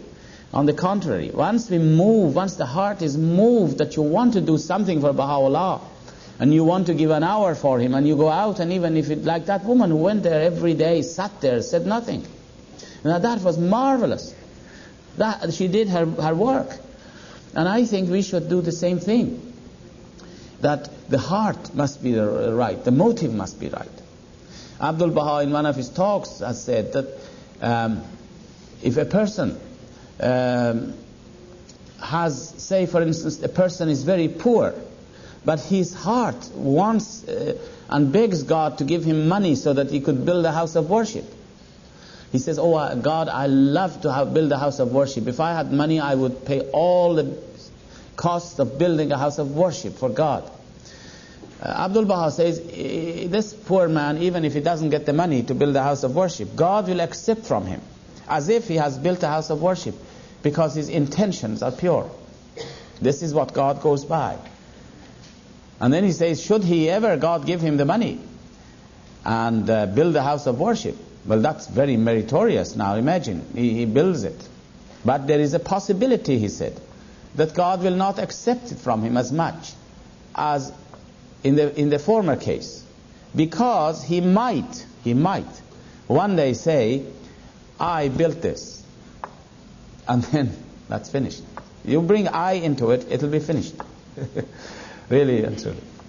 There is no room for I in the faith. Remember this also. The faith does not harbor egotistical personality. It is, and this is why the authority is left in the hands of institutions of the faith. The elected institutions of the faith have the authority. The local assembly has an authority to decide, to make a decision. No one else has the right to make a decision or to give. Now I can mention this to you in here, for example, that we have, as you know, in the faith, two types of institutions, the elected and the appointed institutions. The authority is with the elected institutions of the faith. The other institutions of the faith, which is that of the counselors and the board members and so forth, and the assistants, they have no authority. They have a sacred function, but no authority. The authority lists with the institutions of the faith, and that we all will obey that authority. So you see, individuals are cut off here. And this is one of the blessings which enables us all to vie with each other in servitude. In servitude. Abdul Baha says that it is not possible to serve God because God is exalted above our service. He says if you want to serve God, you will have to serve the friends of God, the beloved of God, the friends, the believers. And this is, I think, this is why Abdul Baha says, this is the thing which I feel is the most beautiful thing he has said for all of us as a guide, as a lesson. He says, make me as a dust in the pathway of thy loved ones. And the loved ones of God is the person who may not have any knowledge, may not have any understanding of the faith as much as you have or I have, but he is the loved ones of God. Just the believer who says, I believe, and he or she becomes a Baha'i and throws herself into the cause of God. And as I said this morning, we look into each other's faces and we see a beautiful sign of Baha'u'llah. And that is the loved ones of God. So friends, these points that are very important in teaching. Now I'm not going to talk much more about teaching and how to teach the faith and how important it is. You all know this. But I would say that if you wanted to forget everything that I have said this weekend, you can forget all of these things that I have said. Remember one thing. No, remember two things. Or three things, huh? 2 or 3 things. 4 things. One thing is, remember this. We must always draw nearer to Baha'u'llah, closer to him. Bring him with us in everything we do. Turn to him with a pure heart. And if we can't do it, I think the first step to it is to read the writings in the morning and in the evening. And then serve the faith. Just don't read it and sit there, but then serve, then go out, then do something. Give an hour to Baha'u'llah. And then things will change. Things will change. So one of the, talking about teaching again, I wanted to mention another aspect. Teaching, so you can see the difference which exists between teaching and proclamation of the faith, which are really for different purposes. The proclamation of the faith is designed to bring the faith into the notice of the public and give it prestige. Teaching is to confirm people. Personal teaching is to confirm people for the purpose of confirmation. Although both of them help people to recognize Baha'u'llah, but to carry them out, they are two different functions.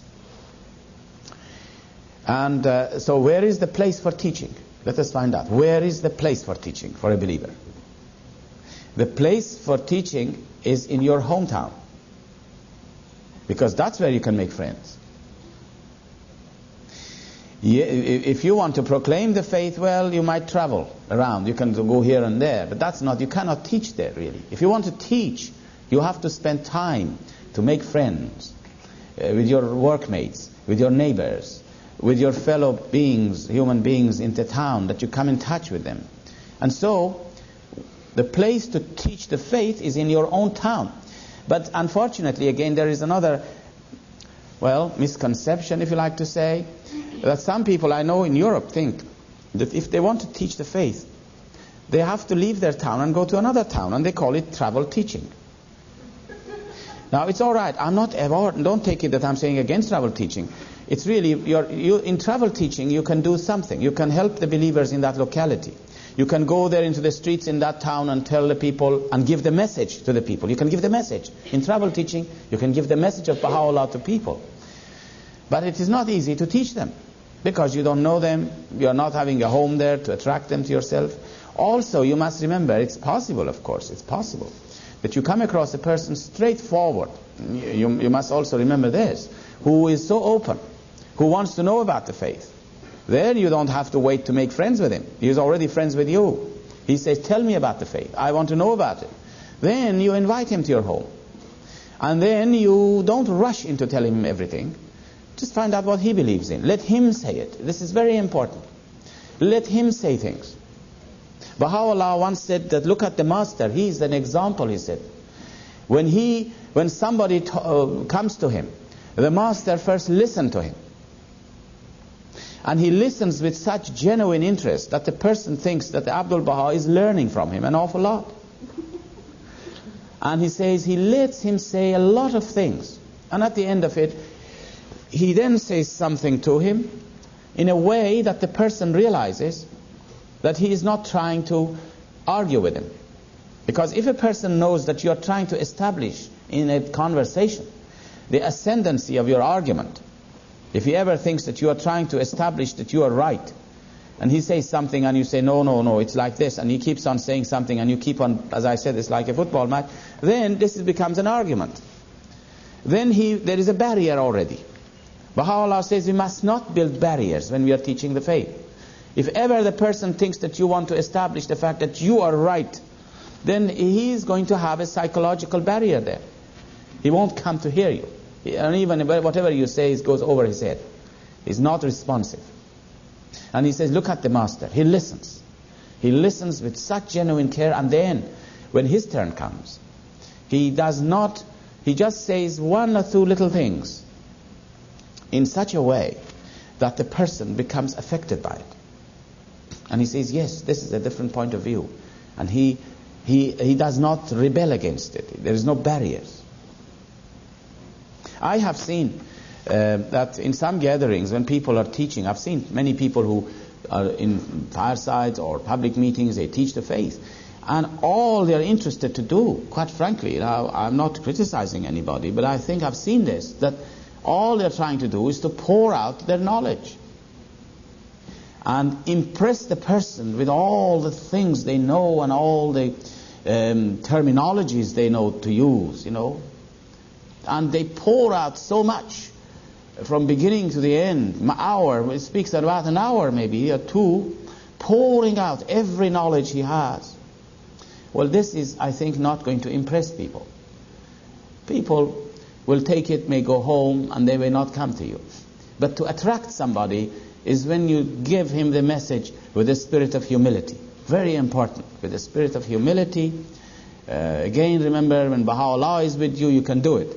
But if you're alone, you can't do it.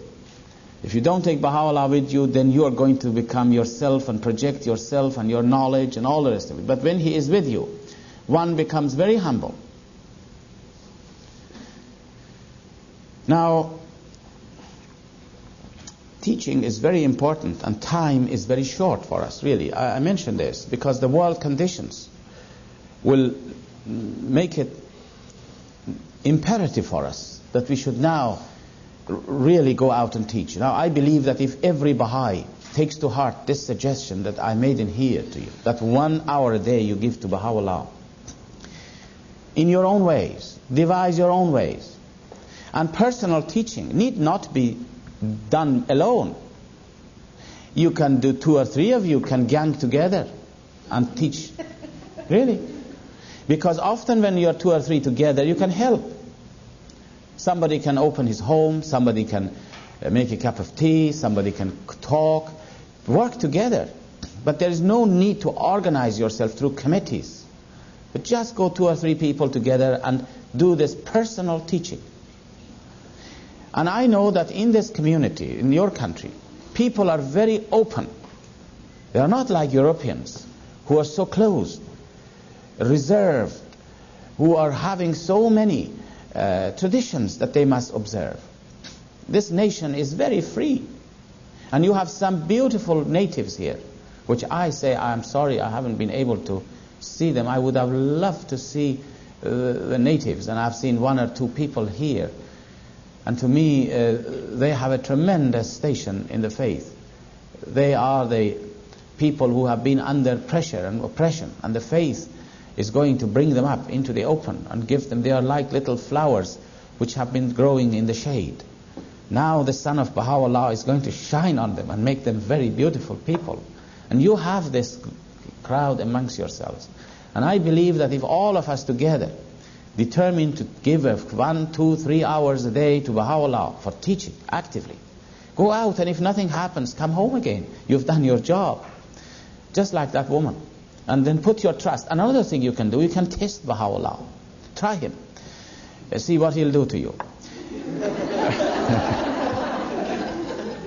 Really, put him on the spot. Put him on the spot. Baha'u'llah says, if you arise, I will assist you. Take his word on its face value. I have seen some people who have done this, and they come back and they said it works. Shoghi Effendi says, let those who doubt, let them try. Well, you try this. Bring Baha'u'llah with you. Do all the little things we said, or not the little things, but the important things. Those points that I've been talking since yesterday. Put them into practice for a while, and then do this. And the whole community will begin to become a new force. And I know that you are very blessed to have here marvelous institution of the counselors, a marvelous person who is here working with you, and the board members who also are the embodiments of really detachment and love for you all. And what I've heard, they're so loved by the friends that you have got everything to your advantage. When I said time is very short, I'll tell you a story here to just remind you of it. This is a Persian story again. And in order to tell you the story, I have to first bring you up to some ideas that you may not be familiar with. In Islam, it is said that on the Day of Judgment, they are going to have a big bridge set up. God will establish a huge bridge, long bridge, which is 70,000 miles or something long. And they say it is sharper than the sword, and it is hotter than fire, and it is thinner than a hair, and you have to walk on this. Why would you like that? And if you ever fall, if you've had it, you go down. You see, the fires will consume you right away. But if you could go the 70,000 miles on a journey like this, which is as sharp as the sword, as hot as the fire, and as thin as the hair, then you're all right. And they say that everyone must pass through this when the day comes. Well, the story begins in here that there was a man who was a holy man. And he was a marvelous person, and he used to teach the faith and live the life in accordance with the teachings of Islam. But next door to him was a man who was really the opposite. He was a man of vices and full of vices. And in Islam, it is a commandment that every individual must tell, if you are a good man, you must help the bad man to live a good life. You have a right to go and tell him, why do you live like this? Come and live like me, for instance. Well, of course, this is forbidden in the faith, you know that. It's a good thing, otherwise we would be talking to each other quite a lot.